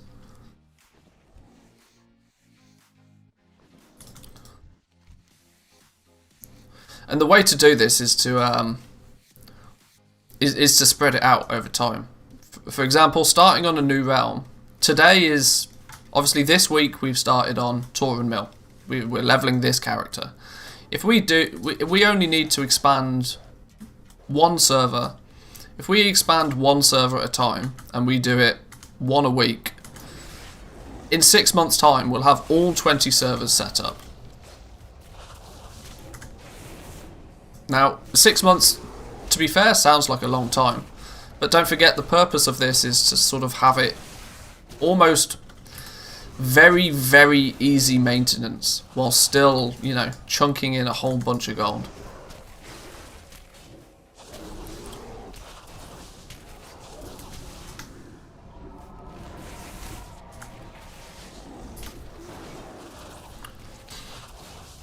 I just use the other realms for cheap mounts, tokens, and pets. Well, this is it. Like one thing I found in BFA, was that the price of materials can vary so drastically across different servers. Tidespray linen, for example, in patch 8.2. Before everybody started going crazy about trying to farm and get their longboy, I was playing on a bunch of different realms. And I had some servers where I could comfortably sell Tidespray linen at between 10 to 12 gold a piece all day long in as larger quantities as I could get my hands on it. Whilst at the exact same time I would have servers where I literally could not sell Tidespray linen for any more than 4 gold a piece. And this is at the exact same point in time. And this is why you see so many of these comments on videos and in Reddit threads, and whereas, oh, that doesn't work on my server, or I watched this video on how to make a load of gold and that doesn't work on my server. And 90% of the time, those people ain't lying. The economy on their server is just different to what it was on the content creators, and I get it. But this is why diversifying across multiple servers, doing the basics on many servers, will always be more efficient than doing the absolute min-max on just one server. Not to mention it will be quicker to do and way less stressful. Like, for example, going hardcore in crafting and selling legendaries on one server can net you a hell of a lot of gold. But boy oh boy is it 1, time consuming, 2, costly, and 3, relatively boring. Having to cancel scan war the auction house to make any sales at all, it's just not fun for many people. Morning all, don't forget your coffee. I'm way past coffee today, but yes, I agree, don't forget your coffees. And if you feel the need to, you can always buy me a coffee and join the morning coffee club. Right here on YouTube.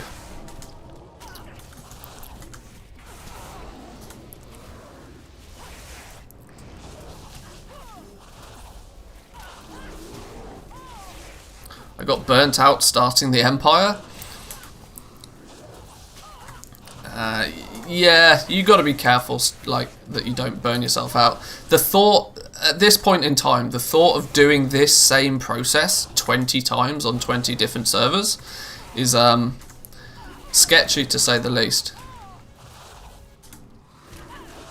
But this is why eventually you can expand with virtually no effort whatsoever, and it's all about, like that was said earlier, those servers that you've got a bit of gold on, yet there's not really huge amounts of need for you to have the gold there. Those are the servers that you want to use to like buy your tokens on, for example. Pooling all of your gold, or holding a lot of gold on a couple of servers so that if something special comes up on the black market auction house, for example, is never a bad idea. And yeah, those servers where you make a little bit of gold but not a huge amount of gold, but over a month or two you make enough gold on them to afford a token, those are the servers that should pay for your game time with. Maybe a server where you can sell materials at a significantly higher price than you can on your main realms. Those are usually the ones that will sort of pay for your game time and stuff. And then eventually you get to the point where you've made enough gold on enough servers that the expanding onto a new server is as simple as buying a boost. And then that's literally it. Like when you're comfortable enough that you can just spend $60, convert however many tokens it is. It's like 5 tokens, isn't it, to get $60. When you can comfortably buy a token or a bunch of tokens, expanding no longer requires you to level those characters. You pick a server, you buy a boost, you level to 50, bang, you're done.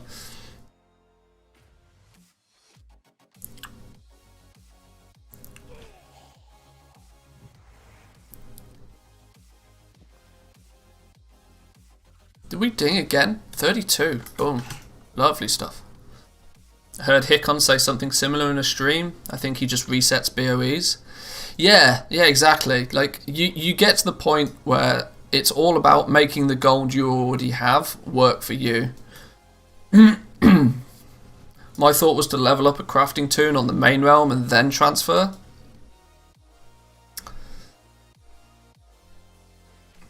I mean, it makes little difference which realm you level up on, surely. Oh, unless you're trying to sort of level up your profession for as cheap as possible and then move over. There's an element of min-maxing in that, I suppose.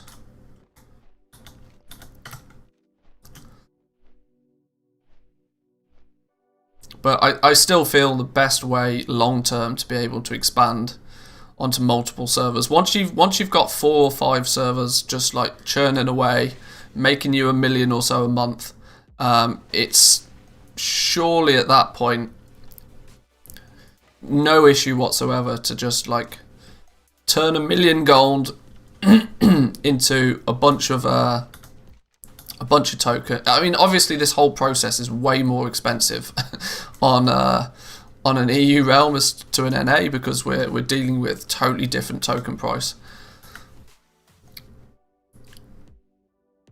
What's going on here? Failed? Why failed? Accompany Sylvanas to the battlefield and defeat Alliance. Oh, okay. Stay close to her or the quest will fail. Yeah, probably should have read that one. Let's try that again then.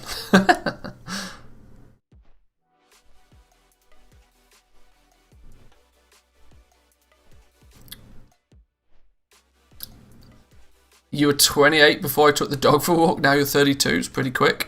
Yeah, if you're doing it in the right zone, it's pretty speedy nowadays. Let's not use flight form this time. Can't Sylvanas, let's go.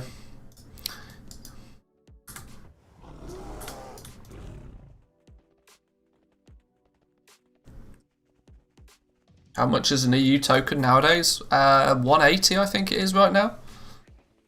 It's basically back to what it was before Shadowlands launched.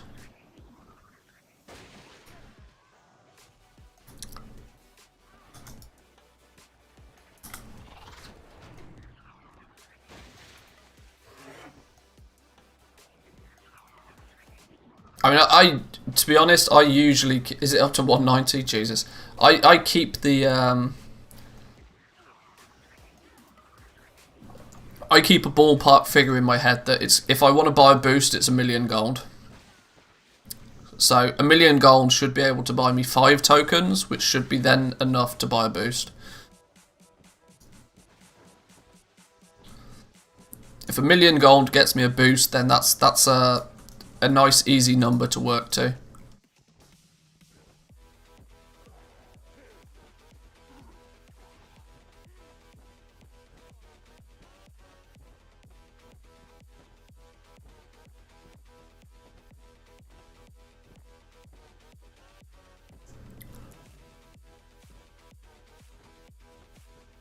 Back to what it was pre-Shadowlands, Blessing of NA servers.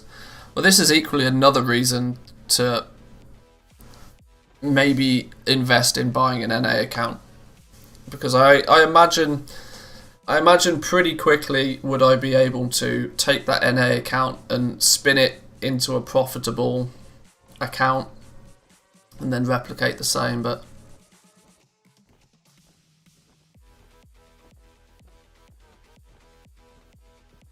NA tokens just went up, but not as much. It's always the case, always the case.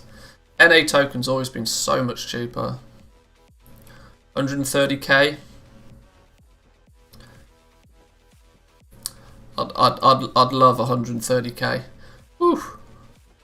I mean, that would then be roughly, instead of the 1,000,000 gold for a boost, it would roughly be what, like 600k for a boost? It's just so huge difference.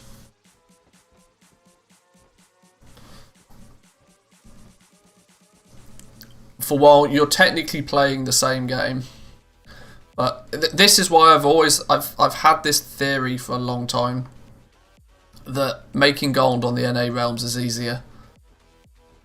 But until I do it, it's just a theory.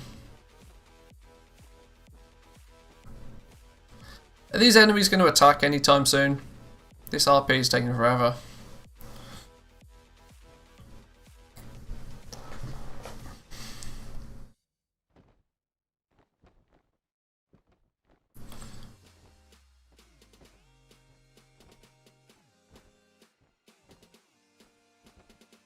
I mean, my account does actually have one character boost available to use. So I was leveling up this character and doing it all normally just to see how it goes. The same theory as, you know, you want to do something manually before you try to automate it. But for the next server that we move to, we will probably just boost a character straight to 50.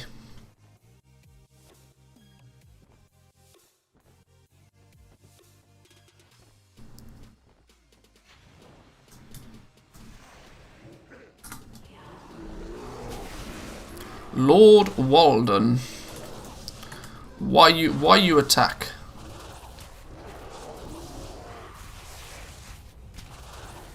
Kill the enemies that attack, they will retreat after being weakened. Okay, sure. Can always come by my medium pop realm on NA. Yeah, I would have absolutely no idea what server I'd start on the NA. To be honest, I would probably dive straight into one of the heaviest population servers I can get. Simply because I feel that the opportunities to make gold on high pop servers are way more than people realise. Simply for the basis that there are just so many people playing. Yeah, you're going to get undercut within seconds. But if that's the case, just find something to sell where others aren't selling. You find that one market and you can make an absolute killing. But like I said, it's all a theory until I actually do it, so.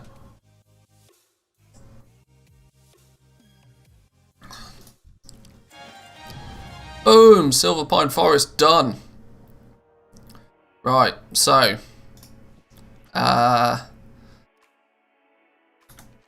we need to hand in these quests at the very least.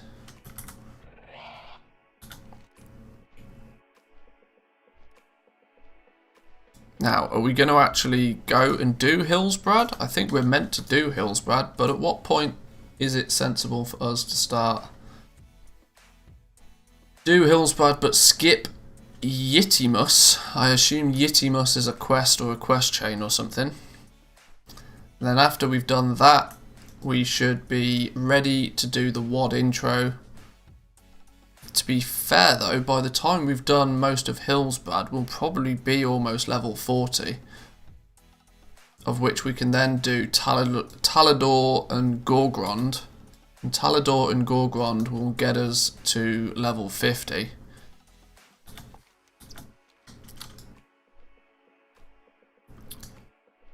Tin vein, might as well pick up some tin. Yoink.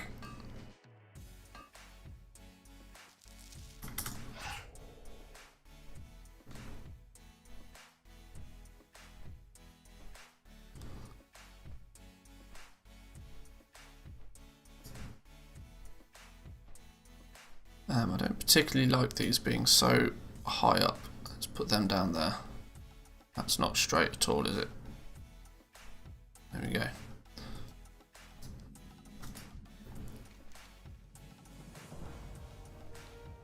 Let's grab the flight point. I missed. There we go.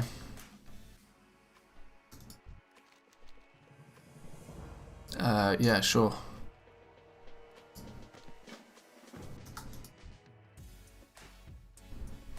Click the skeletal steed, watch the dialogue, talk to Dumbass. He will run up to you, tell him maybe you should go take a nap or something. Don't know if I have any work for you. Okay. Where's Dumbass then? Here he is. I love his name. Dumbass.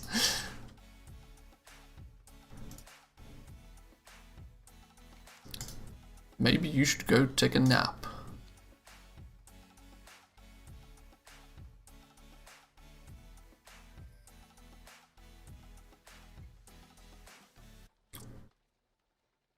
Talk to Kingslayer. He'll fly up to you on a mount. Apparently there's some trouble in South Shore. Something about Worgen insurgents. Maybe you should help with them. Alrighty. Yo, you got a cool mount. I respect.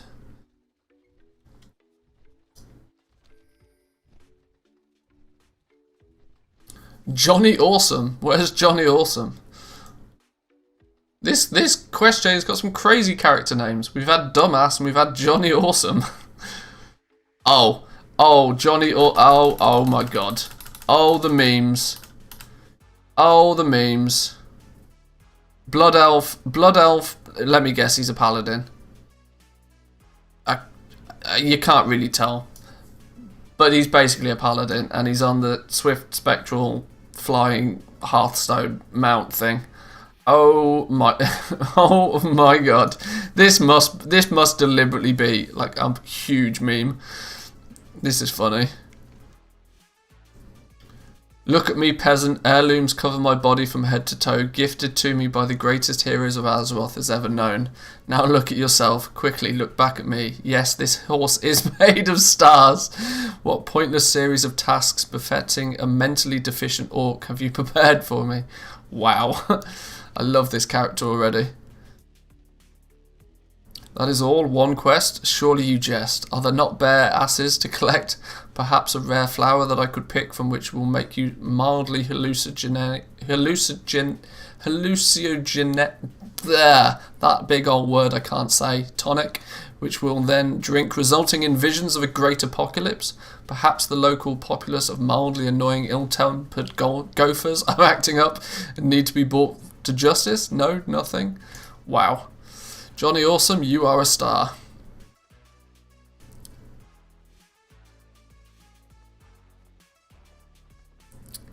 Look at him go on his stupid sparkly pony.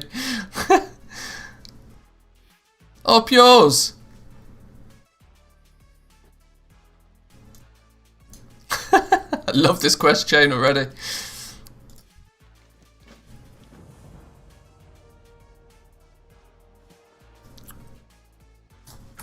Right, we're a bit close.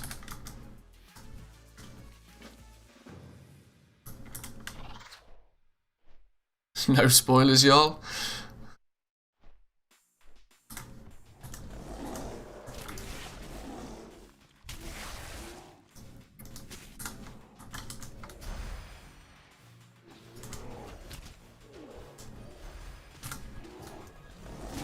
What's with that spider? Why can't I kill the spider?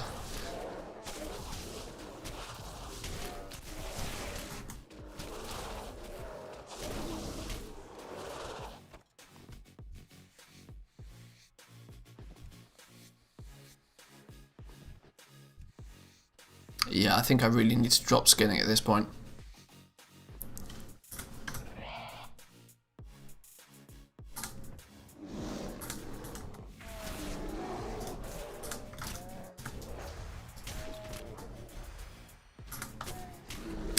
Oh, I need to kill one more actually. Can I pull this one? How far does my taunt go? Far enough. Nice.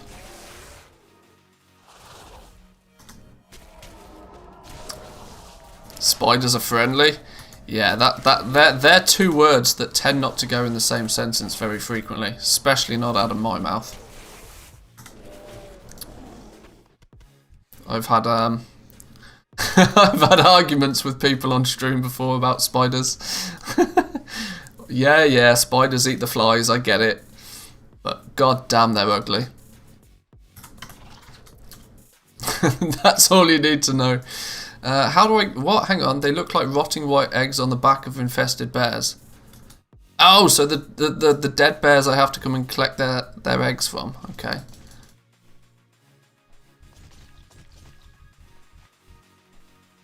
Is that all of them? Only off the dead bears, okay.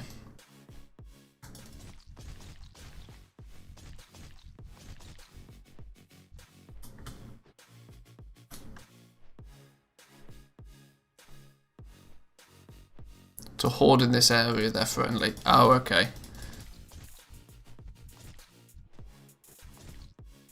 It's 24. Need some more. Need some more.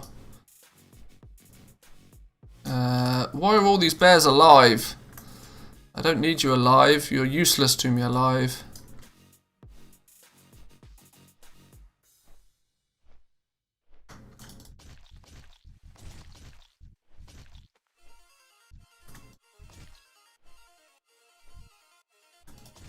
There's something. These bears. These are like the creeper eggs on the back of these bears are like giving me a weird feeling. You know that what's that phobia of, like, that phobia of small holes? Thalassophobia or something. I can't remember what it's called. There's a phobia of small holes, and I have a mild case of it. And the little eggs on the back of these bears are making me feel weird, like really weird. Don't like this quest.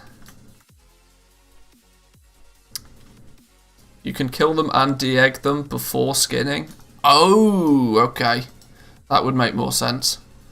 So the alive bears are good to me, as long as I kill them first. I get it.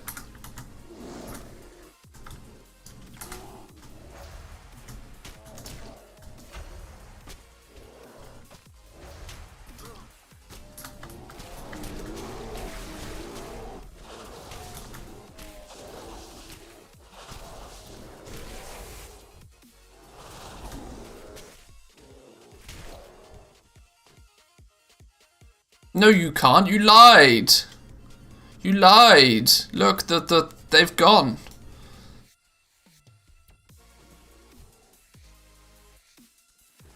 You can't de-egg them if you kill them. You have to find the already dead bears. Trypophobia, I believe. Is that what it's called? I don't know what it's called, but I know it's a thing. I need to find out now. Phobia of... Wow, that's really weird. Phobia of holes is literally the first result in Google. Trypophobia is the fear or disgust of closely packed holes. People who have it feel queasy when looking at surfaces that have small holes gathered close together. Ah! Those pictures make me feel real weird. Ugh! Hang on, I gotta show you this. I gotta see if anybody else has the same thing. So look here, these pictures with like this is why I don't like strawberries. This is genuinely why I don't like strawberries. Because I can't even look at a strawberry. It makes me feel ill. Don't bring that to this screen. Keep it on yours.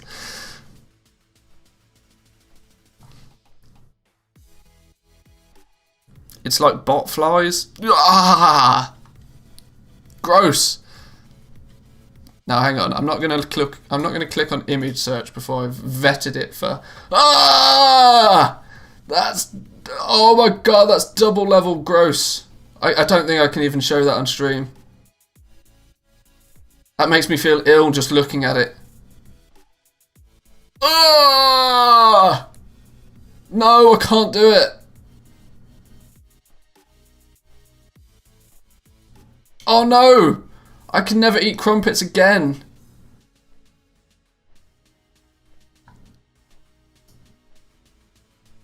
Ah, that... I can't do it. I mean, in case... I found a funny one. I'm not sure I can even show this on stream, because this is, even though I don't think it's like anything TOS, it's just double level gross. Oh!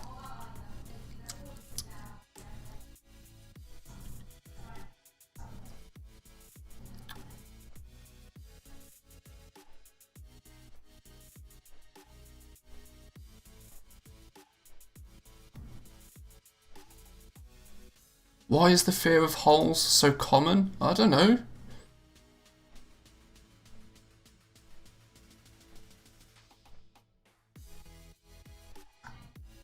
Oh dear. Like, I don't know what it is. I don't know why it is, but like literally there's one... Here we go. Like this picture alone.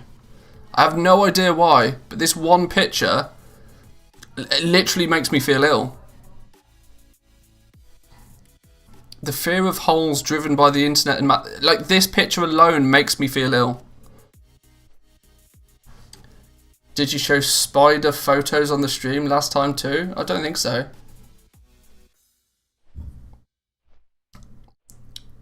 The human brain is truly a wonderful thing. I gotta get it off the screen. I'm sweating. I'm genuinely sweating just looking at that image. Ah! Oh no! Yeah, these stupid bears are giving me the same feeling. Slash played, why did it take me so long looking at holes? Yeah. Like a shower head. Shower heads are alright. A few years back, there were lots of Photoshop pictures with holes in them. Wah! Can't do it. Can't do it. Not for me. I'm literally sweating now. Oh. Oh. Let me get this stupid bear quest out of the way.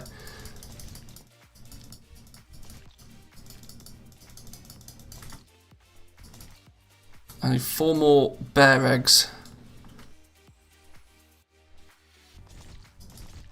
There we go. Whew! Hot damn. Didn't plan on doing that this stream, Jesus. What? Hang on, what? I heard a bad noise. What happened? I don't know.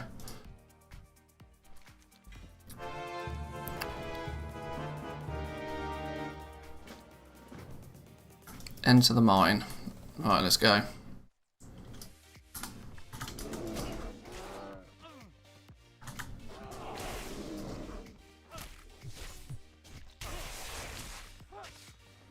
Talk to dumbass inside the mine. I don't think I need to do anything with these miners, but if I can kill them just while strolling, then it's free experience, I suppose. Dumbass is apparently this way.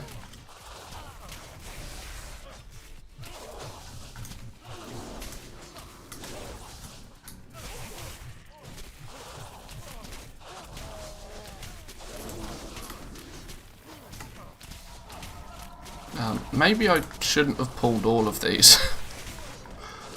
Please don't die, please don't die, please don't die, please don't die, please don't die, please don't die, please don't die.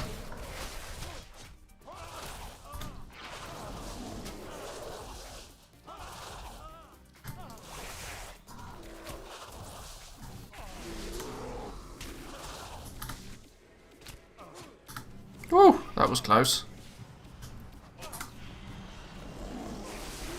Hey, this spider's helping me. Oh, well maybe I've grown a little bit more fond of spiders. This dude's even helping me out.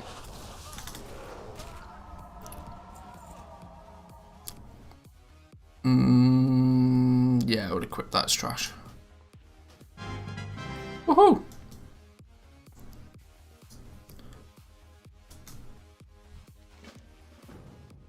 Yellow, howdy do.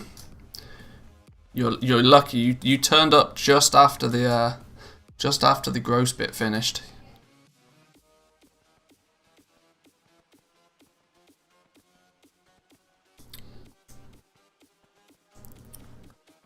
Escort dumbass to safety. Come on, dumbass. Move yo ass.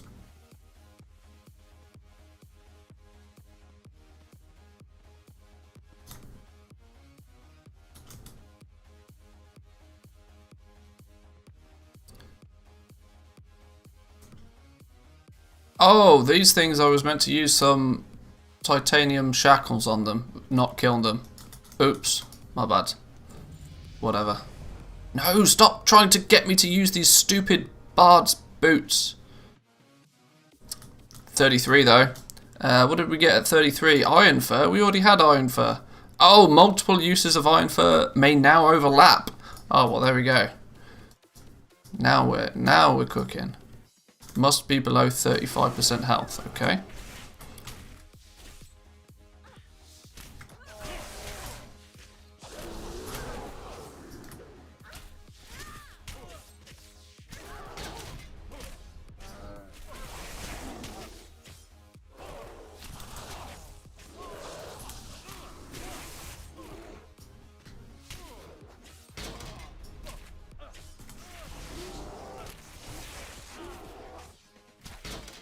That's 3. How many do we need? 8. I'm intrigued. What gross stuff?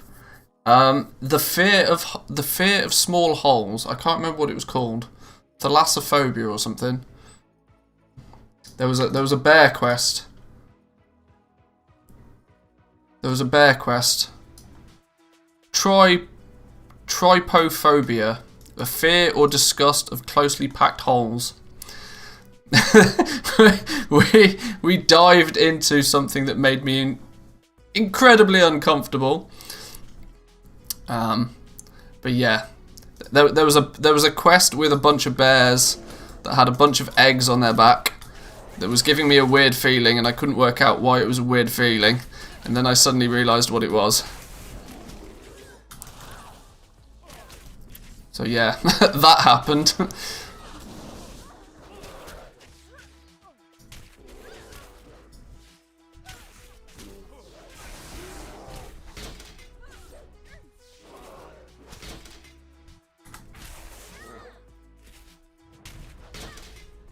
Are you pushing us to unsubscribe? I'm doing my best not to. It surprises me just how many people feel the same. I didn't realise it. I just thought I was a bit weird.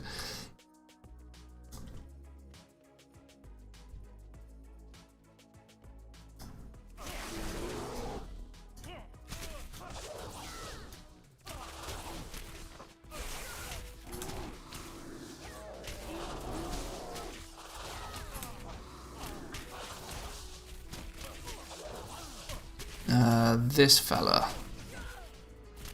Shackle you. How many do I need? Oh, I only need 1 more. Lovely stuff. There we go. And kill you just for fun then.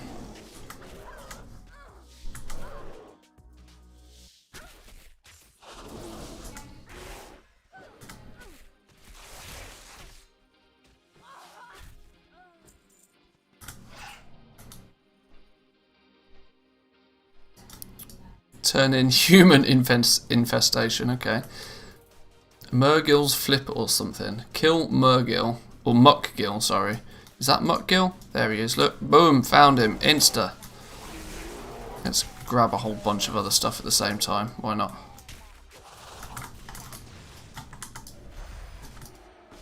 If we're going to kill things, we might as well kill all the things.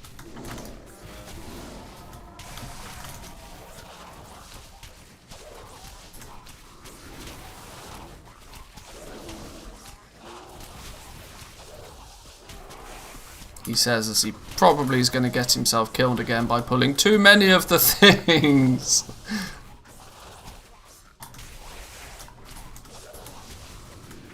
Oh my god, stop pulling.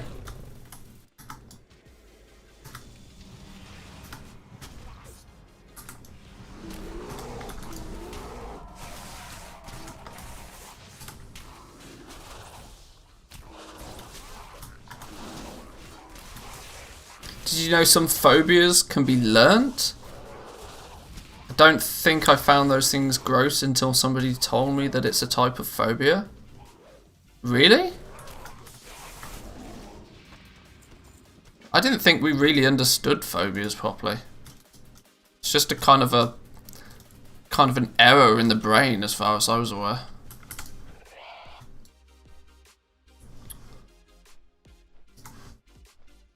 Does Zygot also track the rare mobs in the area? Part of the reason why this is a fast leveling route is because there are like 24 elites or something in this area. They give lots of experience. Zygot doesn't know. One thing Zygot doesn't do is track rares. It tracks rares later on in the newer expansions. It doesn't all the way back in like vanilla content though. Got to be a reptile brain reason for it. Yeah, I don't know what it is. Like I said, if I'm honest, it's not really something I want to research all that much. What am I doing? I'm pulling all the stuff again. This is a terrible idea. Where's my spider friend? Why is my spider friend all the way up here? I make one spider. Oh no, Muckgill spawned again. That's not what I wanted. Oh god damn. Spent way too much time faffing around. That's why.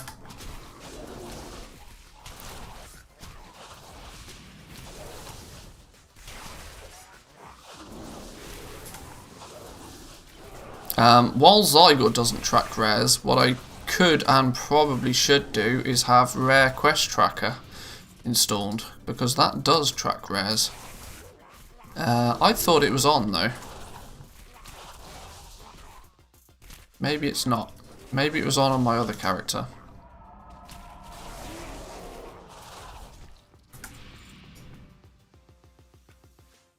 Hey?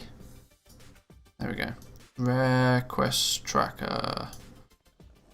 A rare scanner even, that's the one.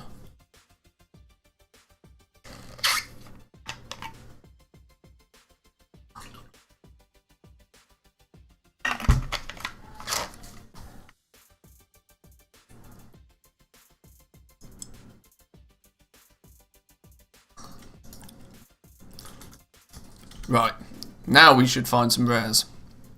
If they're about, of course. Feed 3 murlocs to the hungry spider. Oh, okay, that's what we were doing. That's why he was eating them.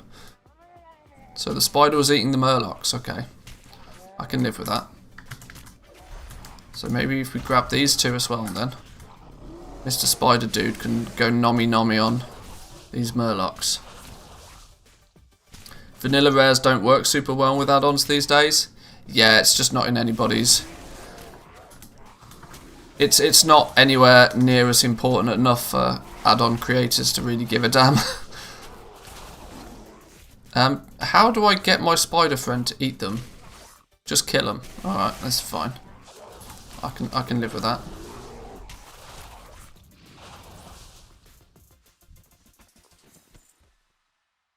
It only ate one of them. Oh, maybe when they get to like 1% or something, he... Oh, okay. Well, this is dumb. I don't want to have to kill them one by one. That's not fun for anybody.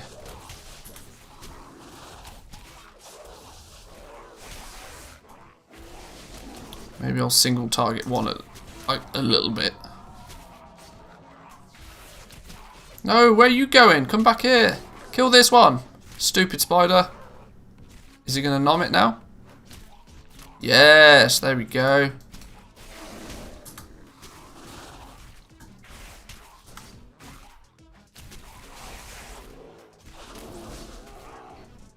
This one, spider friend, go. Yes, there we go. That's what we need. Now we can finish these off.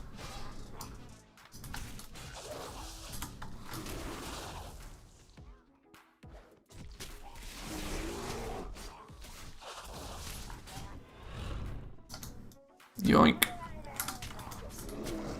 Come to steal all of your wares.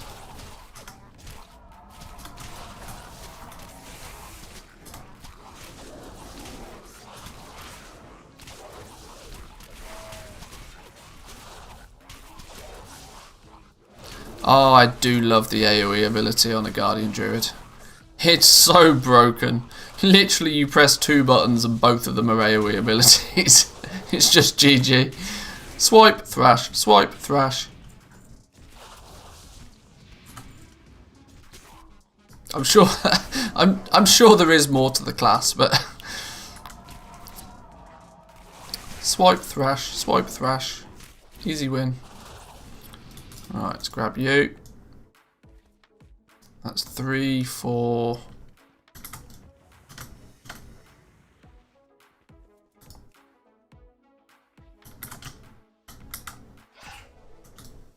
Can I sneak in here? Yoink! Oh, clutch move. Love it. I have rare scanner, NPC scans, silver rare elites. They don't always show up. Only when I target them, the add-on starts flashing. All the things has rare spawn locations built in. Yeah, if you're specifically looking for certain items, all the things can help. But yeah, I think it's something to do with how they appear on the, or how those add-ons actually track the mobs in the first place. Like I'm not sure that the even if you do a slash target on the rares, that they don't really actually show up until you're really close to them.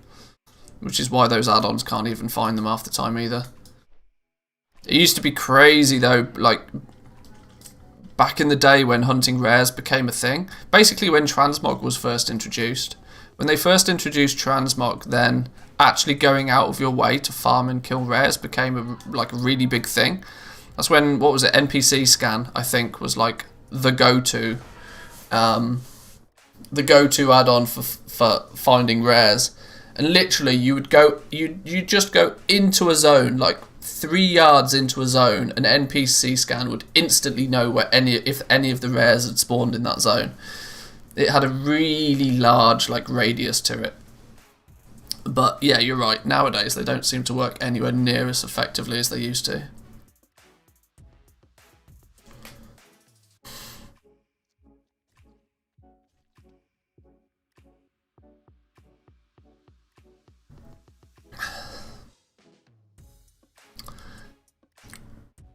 Rares and vanilla content, though, are pretty much just for those transmog appearances, and it's entirely random.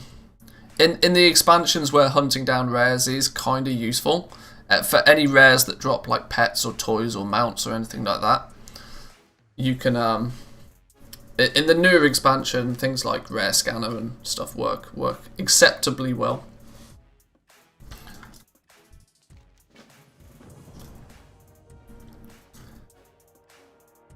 Now, there's specifically a point in Hillsbrad where we're meant to stop questing, and I don't know what it is. There's a quest called Yeti Mus or something. I guess I'll just hope to spot the quest name before I get too deep into it. I wonder why it specifically tells you not to do. I mean, it makes Yeti Mus. It makes great emphasis to not do a certain quest, and I'm not entirely sure why. I'm not sure whether it's just because the the quest itself, it takes like stupidly long to complete and it's just not worth your time, or whether it breaks things further in. I'm not sure. Click the shovel, except do the things, okay? Click the shovel. Kill Citizen Wilkes. He's up here. On top of the gazebo structure.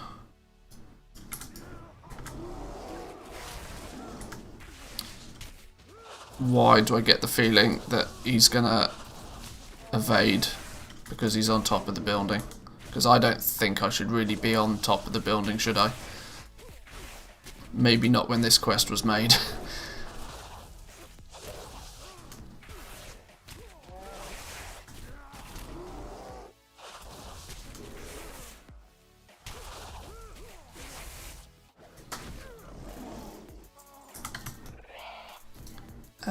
They look like humans buried to their necks in the ground in this area. Save a bunch of dudes.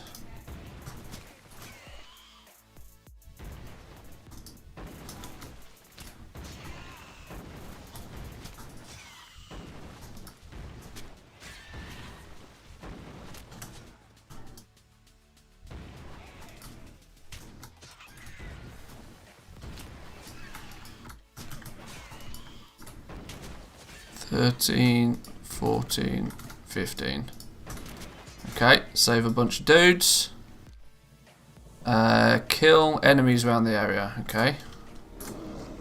Now we kill them. 1, 2, 3, 4, 5, and 1 for good luck. 6. Oh, I bet there's not a 100% drop rate on this, is there?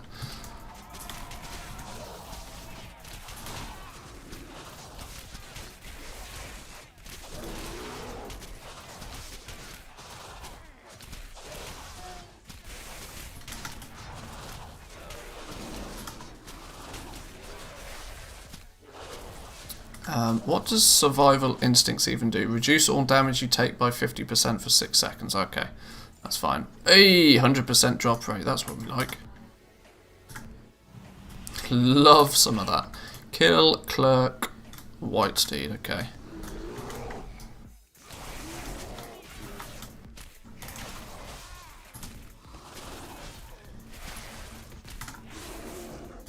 We'll check back the auction house in a minute as well. I want to see if any of that stuff we threw up on the auction house earlier was sold.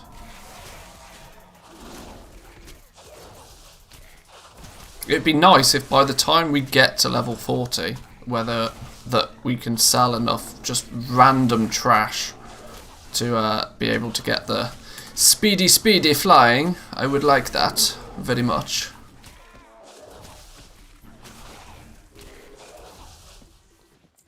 Ooh, double quest.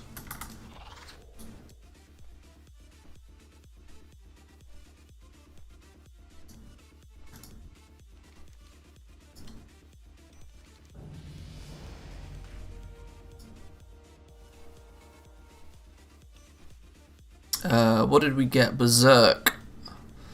Go Berserk for 15 seconds, reducing the cooldown of Mangle, Thrash, Growl and Frenzied Rejuve by 50% and the cost of Iron Fur by 50%. Yay! We finally get our cooldown at, what is it, level 34. 34 before you get your DPS cooldown. Wow.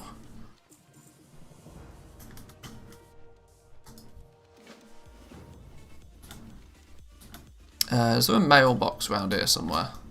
I bet there's not, is there? There's not.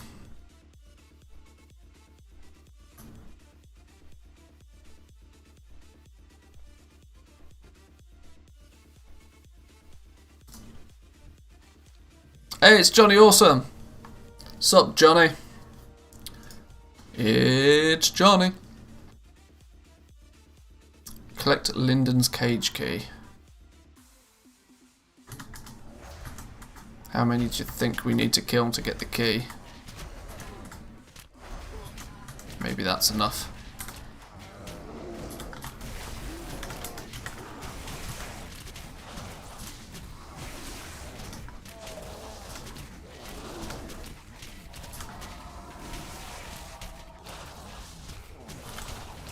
Oh, now we pop off. That's ridiculous.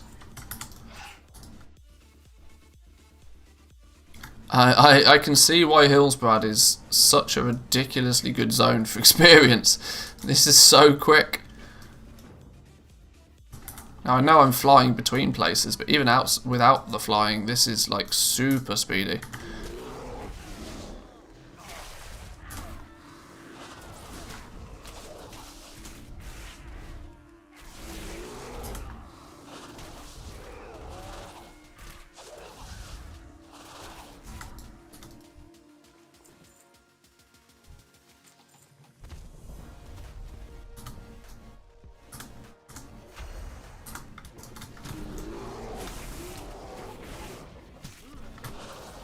These dudes are getting melted. Johnny Awesome is top in the DPS charts. He's absolutely rocking and rolling. Awesome boots. Yeah. We got ourselves some awesome boots. Courtesy of Johnny Awesome. Love it. Watch the dialogue, kill somebody. Okay.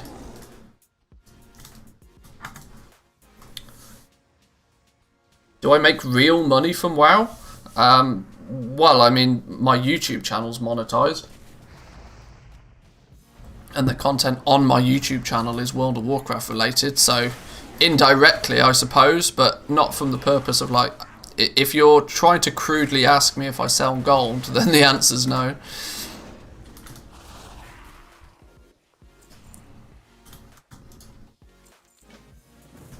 Where next? Watch the dialogue, kill Warden Stillwalker. God, Johnny Awesome got there even faster than I did. Speedies.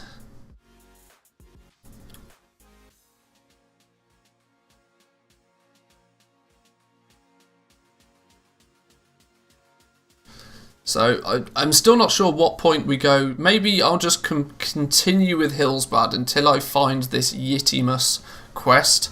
I assume it's a quest or something that will jump out at me as a quest, and then I'll stop and we'll go and do the WOD intro. Apparently that's the next thing on the list.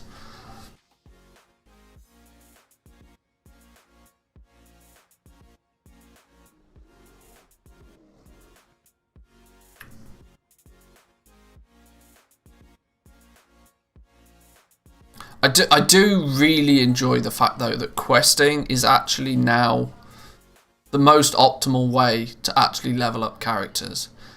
I really disliked when there was this kind of like island spam or like dungeon spam meta for actually leveling characters, because it was hella boring. Oh, damn.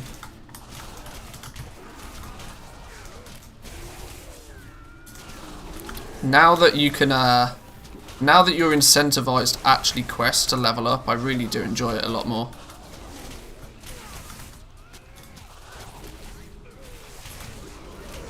Whoa! Where did he come from? This is a big boy.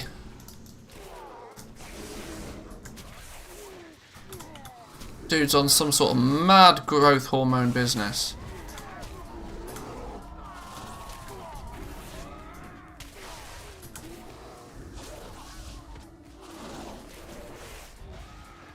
Where's Johnny Awesome gone? He's over here still.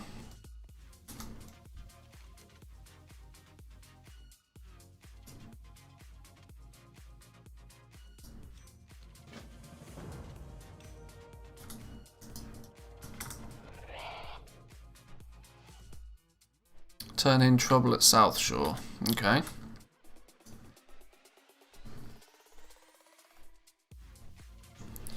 I need to find a mailbox. I want to get to a mailbox somewhere, offload this random trash that we found, get it up on the auction house and check to see if we've made any sales. We're at only 600 gold. We are still going to be, I feel that we are going to be seriously behind by the time we hit level 40. I think we're going to hit level 40 way before we've got the gold to get the flying, which concerns me.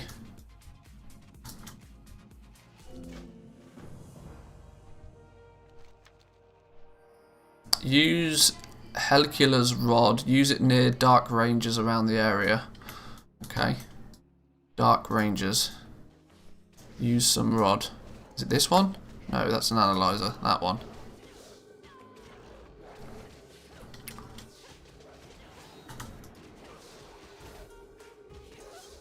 It's still 5k minus rep for fast flying? Yeah, it is, yeah.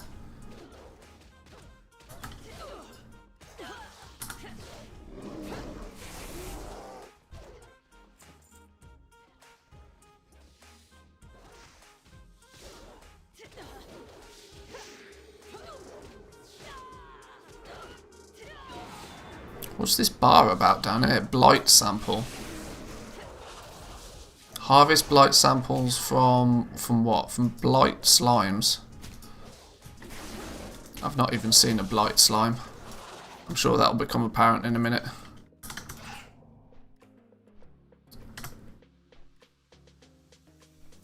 Hey, empower you, fella. No? What? Oh, are you already empowered? Obviously.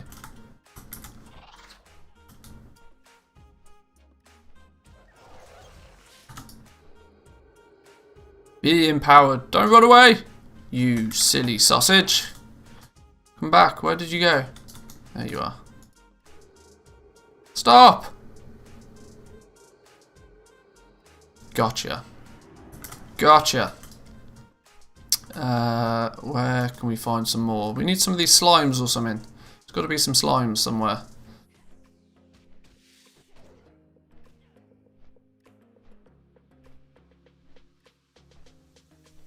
This fella needs a hand.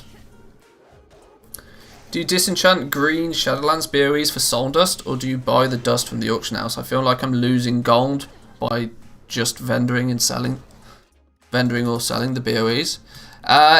You just got to do the maths on it. It depends what soul dust is going for. More often than not, I tend to find that just buying soul dust off the auction house is usually the way to go. But it depends what you're trying to use it for. My big usage of soul dust was actually for creating the enchanted legendary materials, so enchanted heavy callous hide and that sort of stuff. In that regard, the actual cost of the soul dust was usually negligible. To put it simply, it basically didn't matter in relation to the actual overall cost of things. So I just bought my soul dust. But if you're looking at like trying to make enchanting profitable, yeah, you really want to be going as out of your way as you can to get your soul dust as cheap as possible. Samadan did a good video a week or so ago, I can't remember exactly when, where he was talking about optimal ways of getting soul dust and the shard. Can't remember what it's called, sacred shard, maybe. So yeah, I'd recommend checking that out for sure. But if you pick up random Shadowlands greens, the likelihood is that you might be able to flog them on the auction house, but just be careful that auction house listing fees on Shadowlands greens is pretty high. You'd easily expect to pay like 10 to 12 gold sometimes just to list, especially the weapons, just to list them on the auction house. So if they don't sell, you potentially could be making a massive loss on them really quickly. So yeah, any random green items I find, I will usually just disenchant them, because you'll have some use for that dust at some point. Even if you don't have a great use for it now, it'll become useful eventually. And enchants are always a thing, at least for the foreseeable future. Legendary crafting materials are still going to be a thing. So yeah, disenchanting is probably a wise move.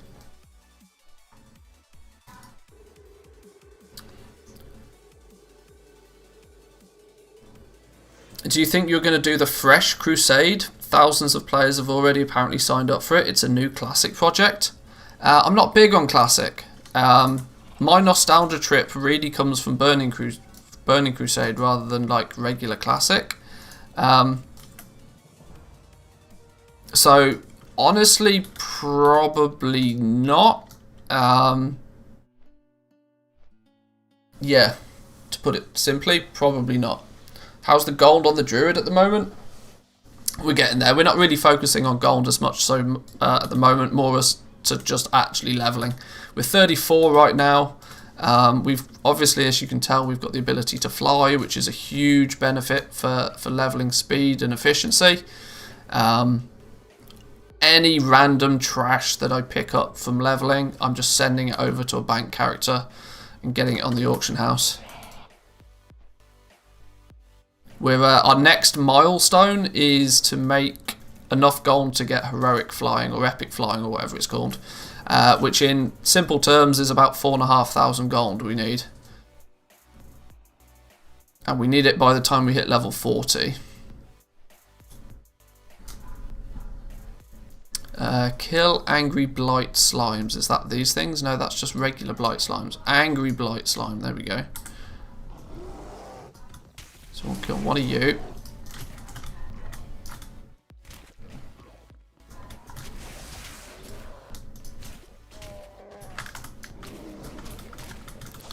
Let's pew pew these ones then.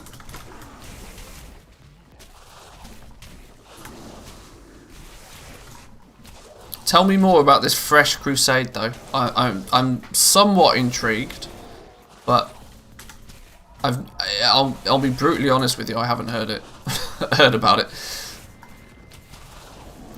I tend to very much live in my own little bubble. If I know I probably shouldn't, like, from a content creation point of view, but I do tend to. How do we get samples then? Use it on slimes around this area. I'd use it on, like, the old regular slime, not the angry ones.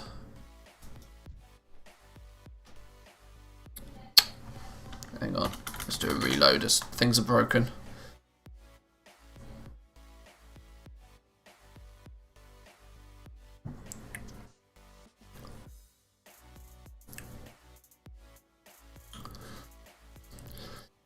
I'm assuming Fresh Crusade is...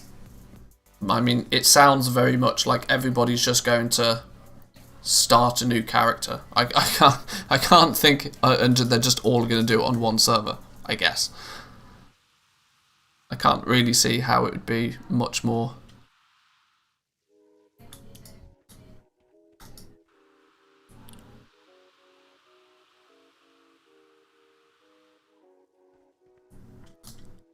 Oh, they shrink when I steal all the slime out of them. That's clever. I like that.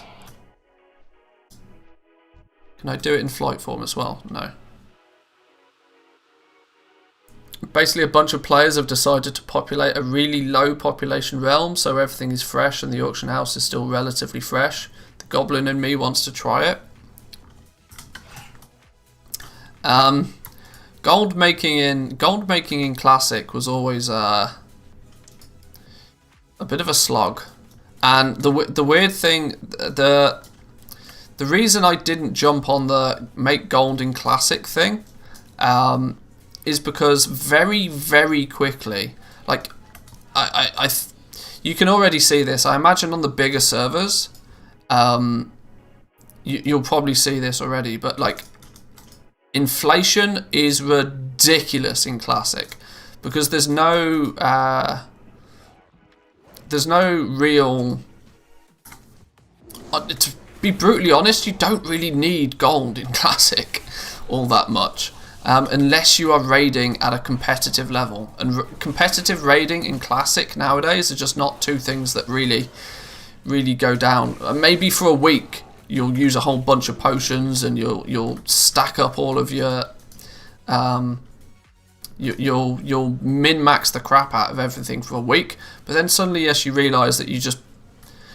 As long as you press Frostbolt repeatedly, then you win the game. Then your desire to spend gold on things like consumables is none. The economy can get really broken really quickly in Classic. And this is probably why they're choosing to do it on a super low population realm.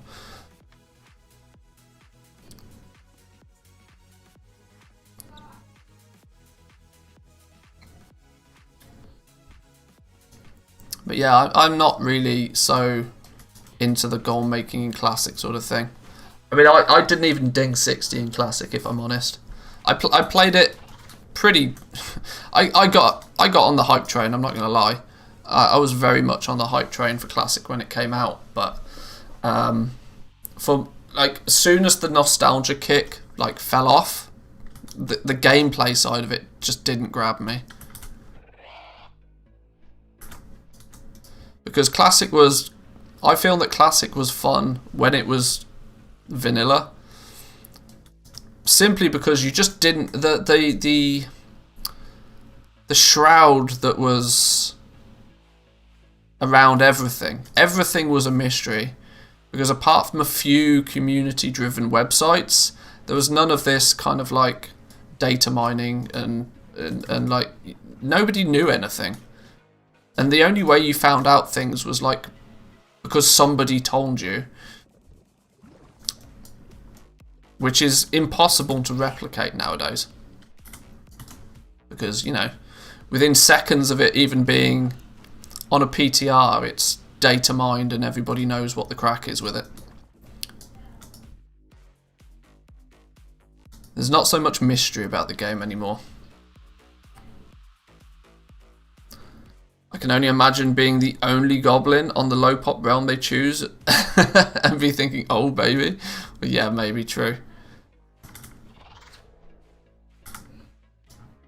But it's like I said, it's like my desire to make gold in Classic wouldn't really be there because there comes a point very quickly in Classic where you just don't need gold.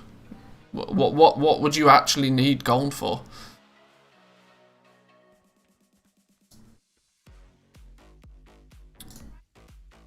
Whereas in retail, you've obviously always got need for gold. Even if it's only a trickle of gold just to... Oh, what? 249? Me dinging. I need one more blight sample. Are you mad?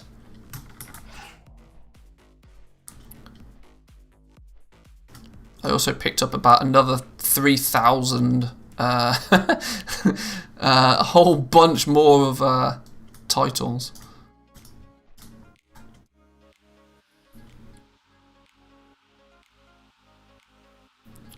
Why am I not getting the one last one? Oh, I did get the one last one I need. Okay.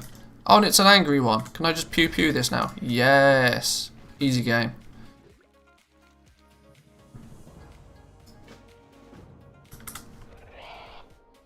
Where are we going? Enter the building.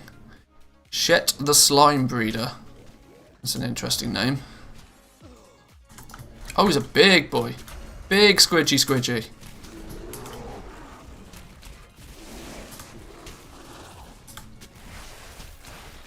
Why have we not got a slime mount? There should be a slime mount, right? Imagine like with just a little chair on the top of this fella. And you just kind of blob along. Blob, blob, blob, blob, blob. That'd be a cool mount. Lizard, hire me.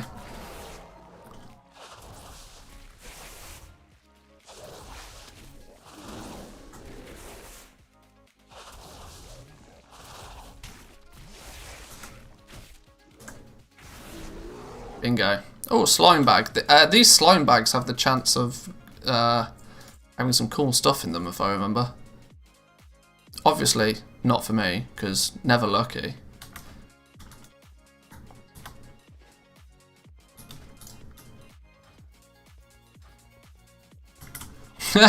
Can you smell what the Locktar is cooking?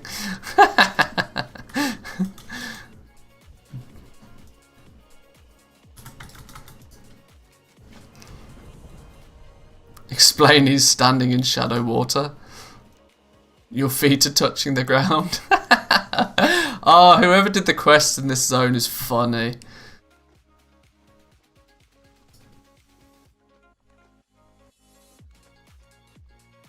Safely escort him out the water. Genius. I think there's a toy that does that. That turns you, gives you a big slime. Don't you sink into the slime eventually? You probably would do, yeah. Asmongold used something like that on the Shadowlands launch?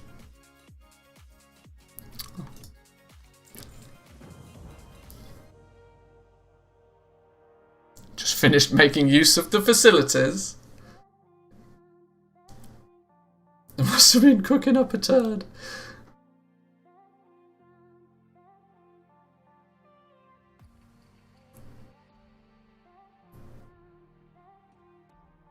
Get the stupid mouse pointer out of the way. Oi, Linda.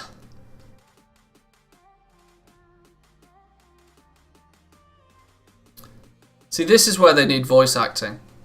Because these quests have actually got a lot about them. Sniffs the air. These quests have genuinely got a lot about them. And if this had some just real basic... I mean, just hire a dude off Fiverr, for Christ's sake, to do the voice acting. It doesn't need to be anything special. But if you added some voice acting to this, these quests would be legendary. Because at this point in the game, you only notice if there's something interesting going on in a quest if you happen to read what's going on. And 90% of the time, you just don't bother.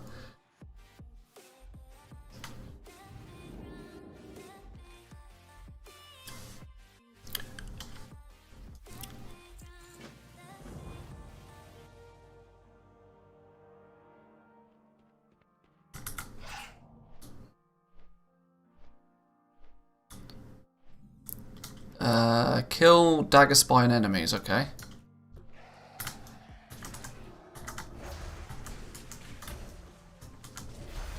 There's a rare around here somewhere as well. I remember this. I've just realised all of these are not going to play game because they're all ranged mobs. Pulling this many was not smart.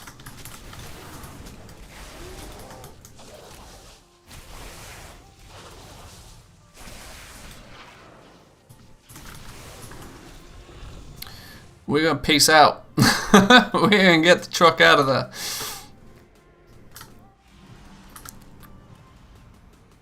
And then we go back in.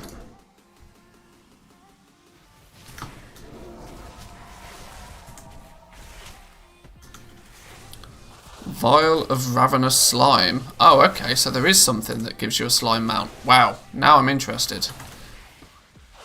We need to find...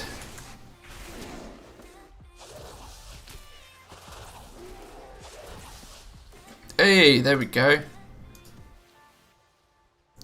Slay 15 dagger spine. Oh, okay, so after killing a bunch to get a quest, I have to kill a bunch more to complete the quest. Okay, I get it.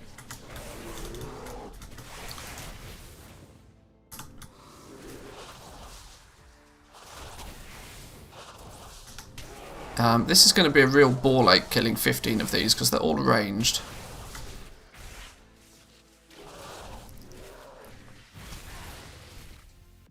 I mean, yeah, this is just going to be annoying. Oh, the shore hunters, they don't seem to be.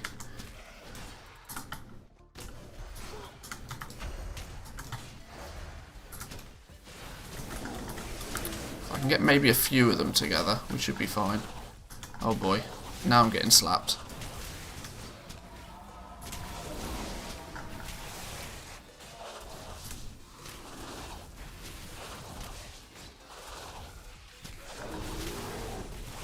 Retreat! What? Ah, oh, you got me from miles away. Lies. Game's against me.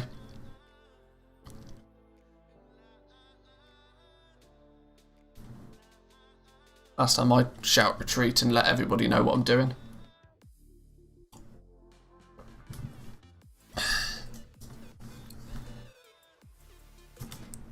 $35. I still haven't come across a mailbox. I need a convenient point to like just chill and empty my bags, and I kind of want to just kind of get to the point where I'm moving to the next zone.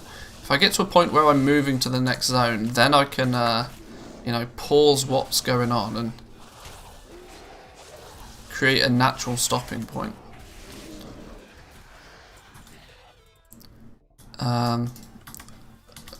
It's going to take forever killing 15 of these when they're all ranged. Don't like this quest.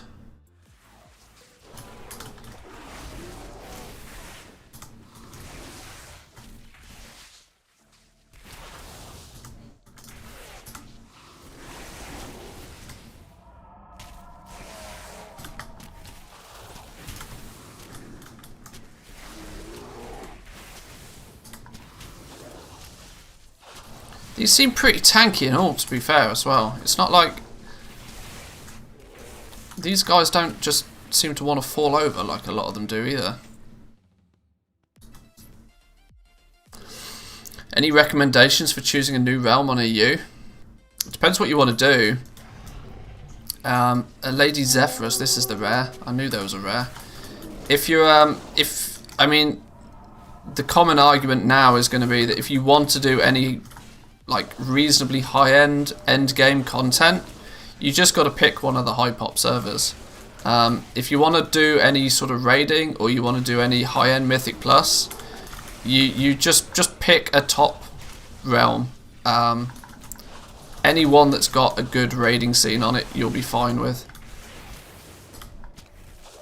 If you're not so much into any of that and you more prefer collecting stuff and farming rares and making gold and that sort of stuff, pick a medium to low pop server. You'll have usually a better time of it. But yeah, end game content, you're just going to have to pick one of the high pop realms.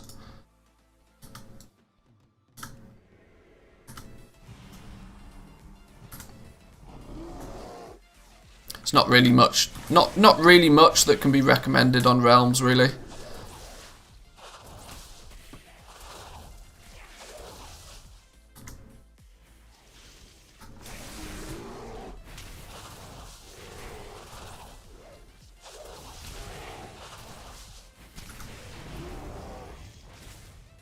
Oh, why is...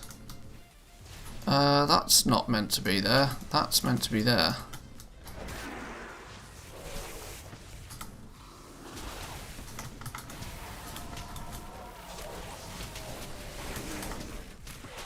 Samadan has a video for deciding on a realm.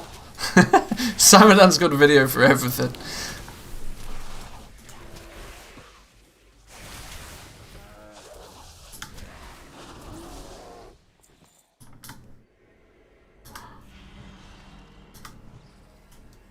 Right, how many have we get? Oh, we still need to kill 5 more.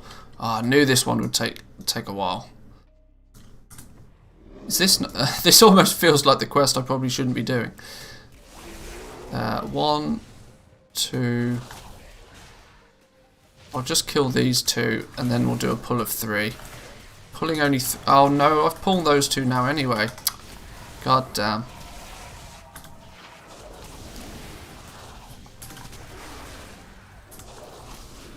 Right, I need to kill these 2 quickly.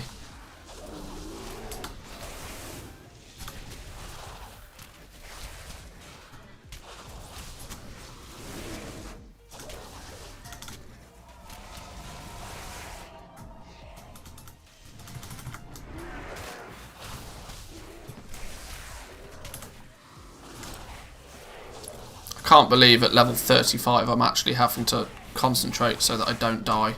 This is embarrassing.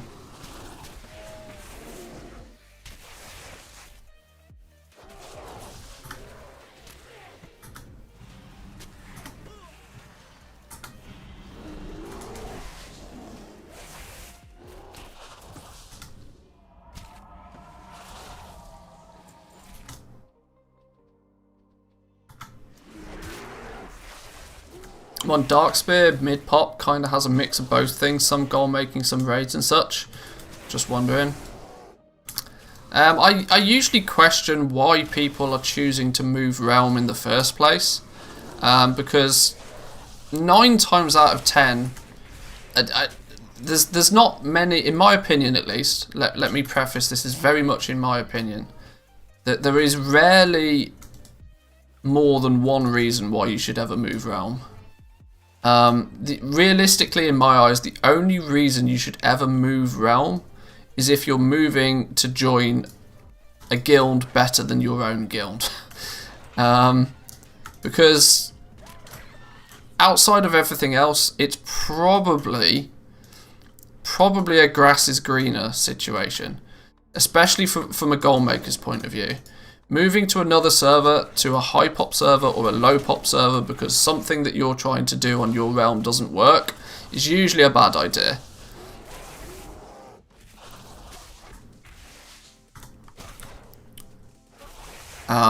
Yeah, nine times out of 10, people don't actually... thanks for reminding about the talent. 9 times out of 10, most people don't actually need to move realms.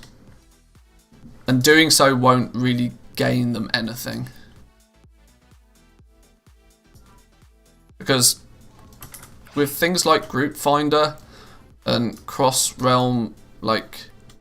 You can even do cross-realm mythic raids nowadays. Like, the limitations of being on one realm are really not that much anymore.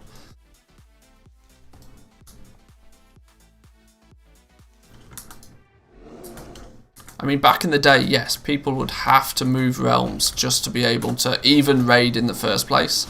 But nowadays, it's... With Group Finder, doesn't really matter.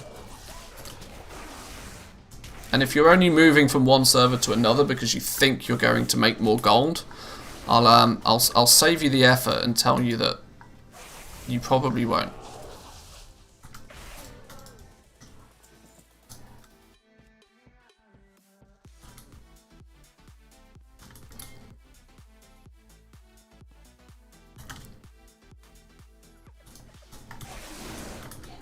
Wow, I can literally stand here and swipe both of them.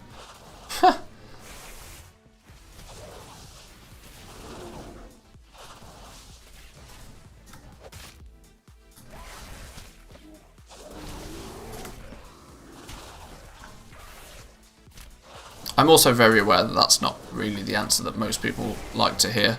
That tends to be what I do actually attempt to do on this channel a lot more than most.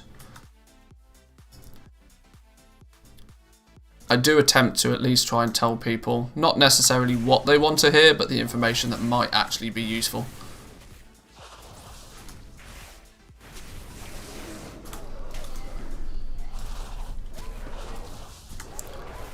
Back in the day, Dark Spear was known as Drama Spear. Wasn't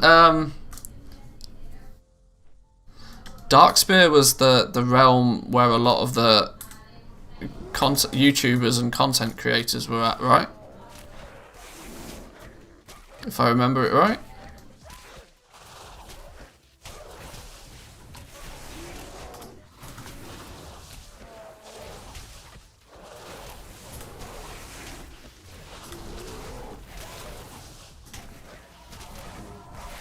I think it was Dark Spear. I can't remember.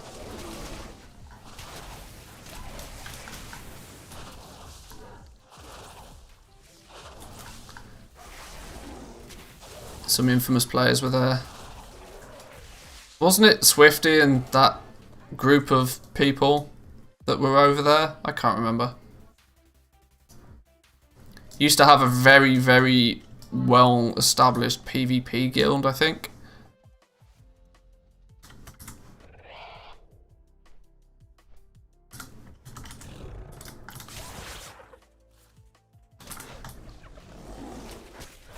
This little spot here, by the way, these knolls, I don't know whether it's still, the case. But if you've got a high level character, these things hyperspawn. If you can you can run around this area, and these things will hyperspawn. And this was for a while at least a pretty good transmog farming spot. I don't know since Shadowlands and level squish and all of that sort of stuff whether it's still the case, but for a while it was a good little spot, this one.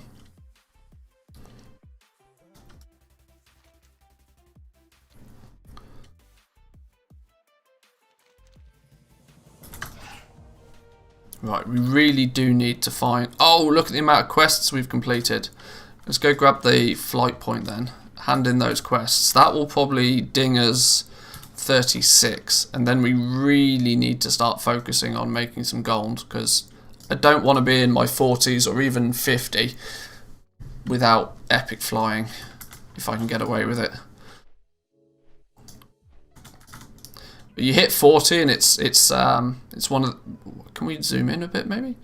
You hit 40 and it's like one of those you feel that you've done 40 levels, you just need 10 more. Well, technically only 8 more, and then you're in Shadowlands. What's my slash played at this point? Slash played is 8 hours 55 minutes. So, yeah, 9 hours to get a level 35 is not great. It's not great. This is no speedrun speed, but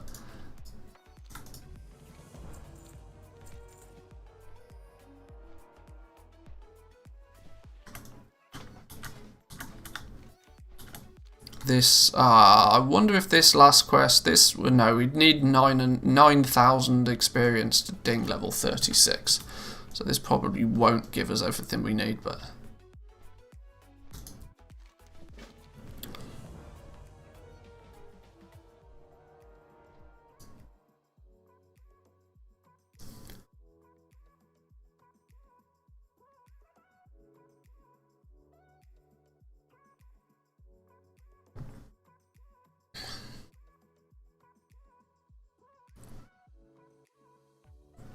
where are we going? I mean, cool dragon mind, but I can't see where we're going.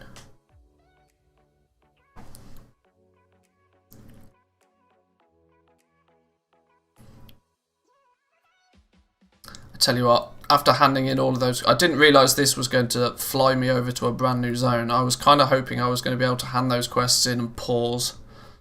But it looks like I'm going to have to finish whatever the hell's going on over here first. Because we're now in the middle of a random island all of a sudden.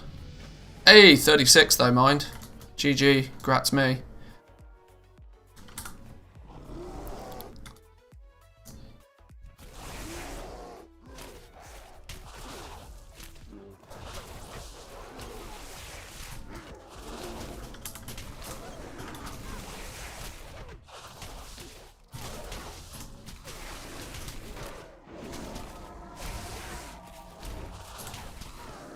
When do we get multiple, what's it called, frenzied rejuves? Is that a talent or is it just like a higher level of the skill? Because having more than a single frenzied rejuve would be really helpful. I guess that's going to be in Guardian somewhere. Frenzied rejuve now has 2 charges, rank 39. And then again, it increases at 54.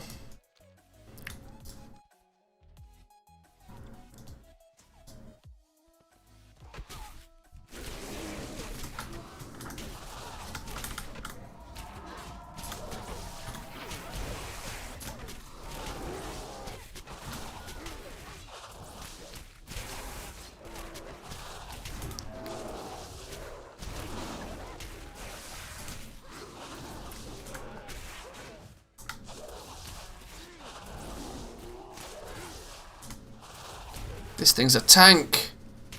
Tankier than a bear.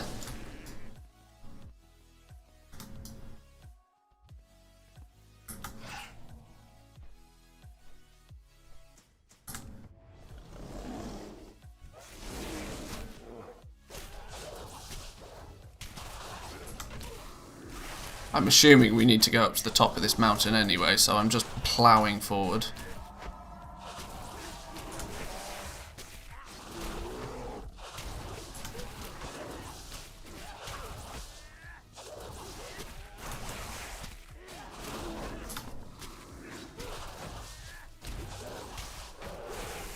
Seven of 8, 8 of 8.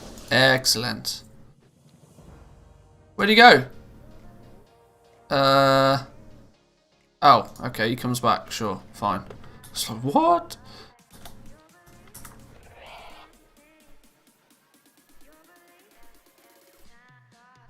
I don't think I'm meant to be flying. I think I was probably meant to kill a whole bunch of stuff.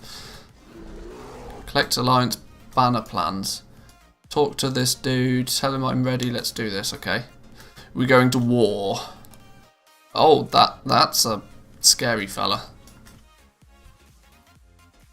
Stop, get down. Bit late for that. On the table.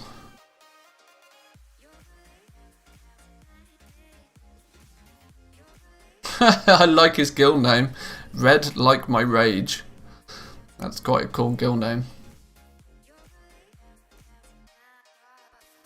Get the plans from the guardhouse. I'll call Kasha to pick you up as soon as he sees. Okay. So this dude's gonna sacrifice himself. We gotta go pick up some plans off the table. Makes sense? Just go on then, do it.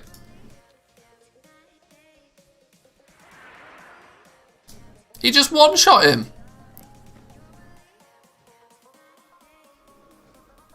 See ya.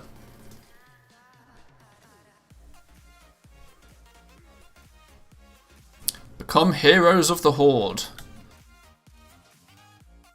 Ah, now see if we get to Turren Mill, then that should hopefully be a comfortable like pausing point. I think we've got bags full of what is mostly trash, but at least some stuff we can at least throw on the auction house.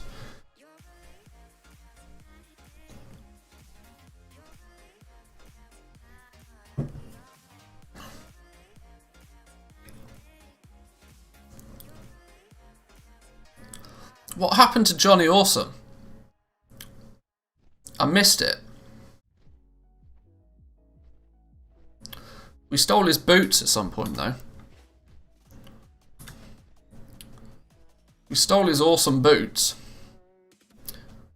It comes from a quest. Do it for Twinkles. Do it for the loot.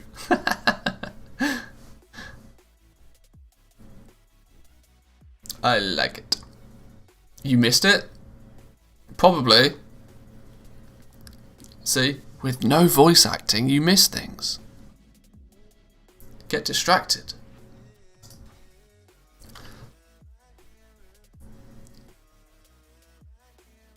In the buried body patch? Oh, really? Oh, okay. Sinister. Okay.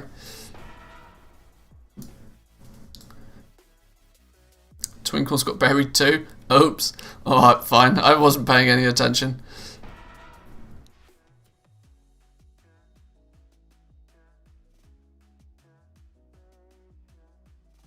Johnny lost his enthusiasm. Oh well, poor Johnny.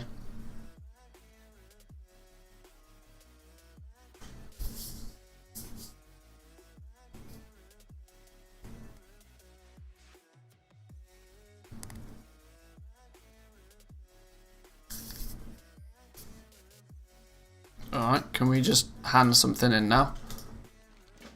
Make Turren Mill your home. Ah, now see, this is perfect opportunity. Not only are we making this place our home, which means we can hearth back here, it also means there should be a mailbox around here somewhere. We can send all this trash off, and it's a nice convenient pausing point before we go any further.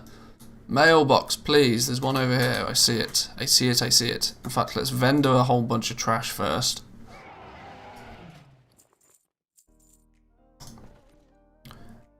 Anything soulbound. Hogshank, we're not going to bother trying to sell that. We'll try and sell some potions, because who knows what might happen. Soulbound. Bind on equip. Worth diddly squat. We can vendor it for 6 gold anyway. That's probably going to be the best thing for that. Curved dagger. Vendors for nothing. It's got some... yeah. I'll attempt to sell every BOE stupidly cheap. And if it doesn't sell, then I'll vendor it. I'll give it a couple of chances on the auction house regardless, because we just need gold by any means necessary. Soulbound stuff can go away. Now I'm starting to understand why so much trash ends up on the auction house, and that you just have to filter through the rubbish. Because there are many players in this exact position that have no gold and need gold. and will do anything they can do to get it. So even the chance of selling some complete garbo is better than just vendoring it, I suppose.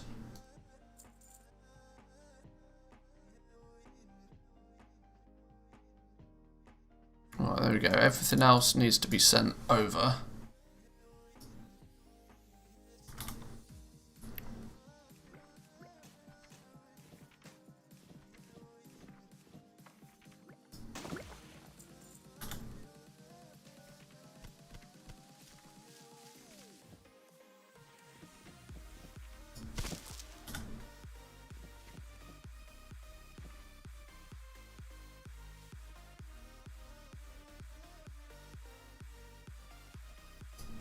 There we go. So let's open these clams, actually, see what we get out of these. Come on, pearls. Come on, pearls. 2 pearls. Small, lustrous pearls. Not really worth anything. And a clam meat. Sell the meat, because I know that's never going to sell, but the pearls might sell.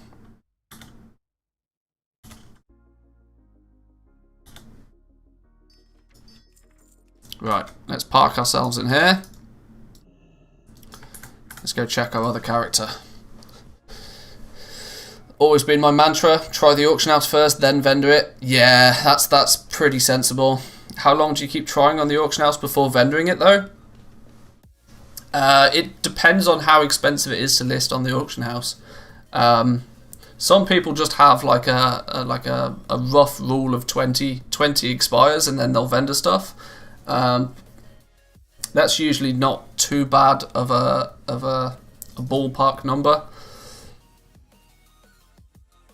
But yeah, it entirely depends what the vendor price is of that item. Because the higher the vendor price of the item, the more it's going to cost you to list it on the auction house. So you need to balance how much it costs you to list it versus how much you think you will sell it for if you sell it, which is why there's no exact rule. But for low level stuff where the deposit is pretty minimal, you don't have to worry too much. Okay, so we sold a few things already. Some linen cloth, some wool cloth, some rough stone, and some small eggs. Okay, not really anything too interesting. We are not going to be doing very well on our target to 4,500 gold. That I can say for a fact.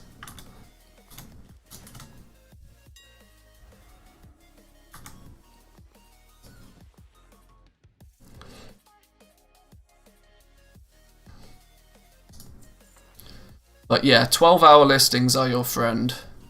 If you're on a reasonably high population server, 12-hour listings are your friend, because a 12-hour listing is considerably cheaper than a 48-hour listing to post it.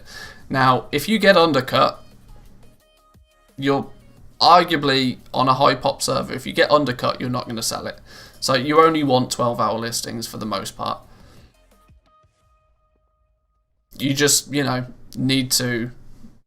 It's better to relist every 12 hours than it is to post once at 48 hours and forget about it. Because if you post at 48 hours and then you in 3 hours time get undercut, you then have 45 hours before you get that item back, and you've spent 3 times as much to list it. So you're so like 12-hour listings are literally your friend.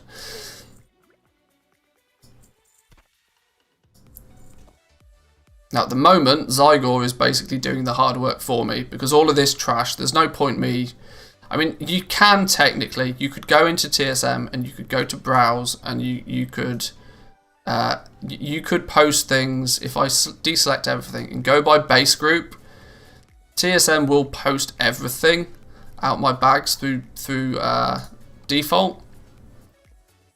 You see something, even like these random stupid grey items, it will try and post.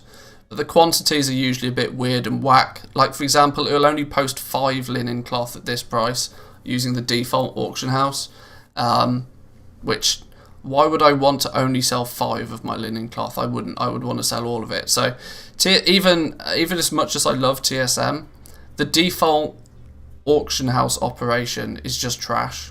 for stuff like this that I don't actually want to use groups for, I just use Zygor. Zygor, it works its way through the list. It automatically populates with the maximum quantity that I've got in my bags. You can at a glance see, well, am I posting at something that's reasonable? Am I happy with that listing? With just trash you pick up whilst leveling characters, you really don't need to worry too much about, you know, min-maxing your profits. You're more focused on just getting it sold.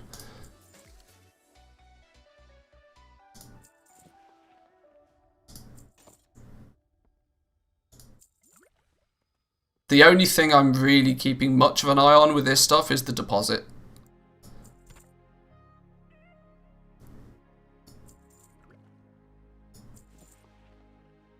You see, for example, linen cloth, it took it straight away. It was like, right, 66 max quantity. What are you undercutting? 28 copper a piece, 28 silver a piece. If it sells, we'll get 18 gold. Sure, whatever, get it up there.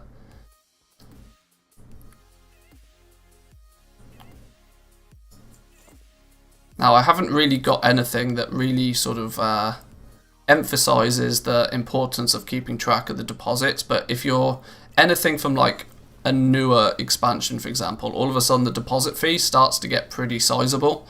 If the deposit fee is like 3 gold for an item, yet you will only get 100 gold when it sells, you probably don't want to post that item too much, because then if it doesn't sell, not only have you spent gold to try and list it on the auction house, but then even when you vendor it, you're still massively in a negative.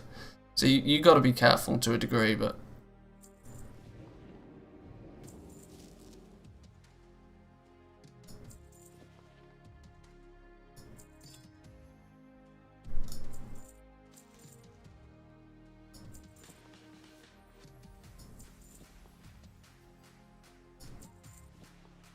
most of this stuff you can just kind of fire through without much thought to it.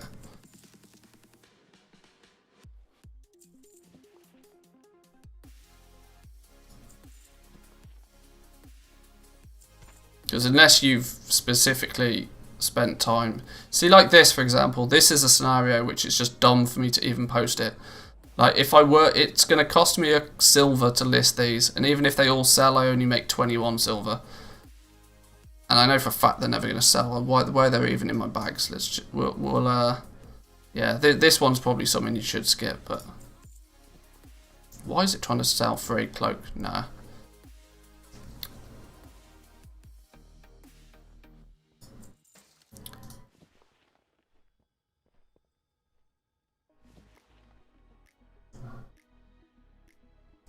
Right, there we go.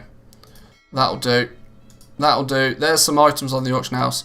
In a absolutely world-class best case scenario, if stuff was to sell... Oh, we've sold some iron ore for 18 gold. Lovely. We have now got 10,000 gold worth of just trash on the auction house within a few hours of play. This is just simply by anything that can go on the auction house, putting it on the auction house. And that's really key. At the beginning, just trying to sell everything that comes your way. If 10% of this sells, you've made 1,000 gold. That's 1,000 gold that you wouldn't have if you just vended all of this.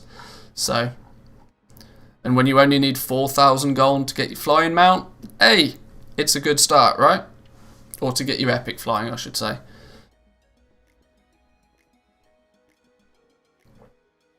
But boys and girls, I'm going to leave it there for today's stream. We will return tomorrow with some continuation on this leveling. There's probably a good chance I might continue leveling this fella a little bit off stream later today. So we'll see how far we get. It will be probably tomorrow or maybe Thursday where we'll really start being able to churn out some gold on this realm. And once we've got enough gold that we can just, you know, log on once or twice a day, do a quick auction house scan, see if there's anything that's worth flipping, and then log off. once we're in that position, we'll be good to, you know, try and min-max the process and repeat it elsewhere. I'll probably start in the next day or two putting some information together in the form of a video on how to do this sensibly. As I was thinking about turning it into a like a let's play sort of thing, but then it would be like 10-15 minute videos, and there really wouldn't be much in each of the videos. I think it's better if I just kind of take the highlights and the key points from doing this process and compact it down into less frequent but more informative videos. I think that's probably the best way to do it. So in the next day or two, I'll collate all of this information and we'll try and get together a good guide on how to get up and running pretty quickly on a fresh server. So remember to hit the like button before you leave, boys and girls. Give the video a like. It really does help the channel grow. If you're new around here, consider subscribing. We play World of Warcraft pretty much on the daily. We focus somewhat on the goal making aspects, but we cover most things. And yeah, enjoy the rest of your day. Until tomorrow, boys and girls, have a good one. Peace.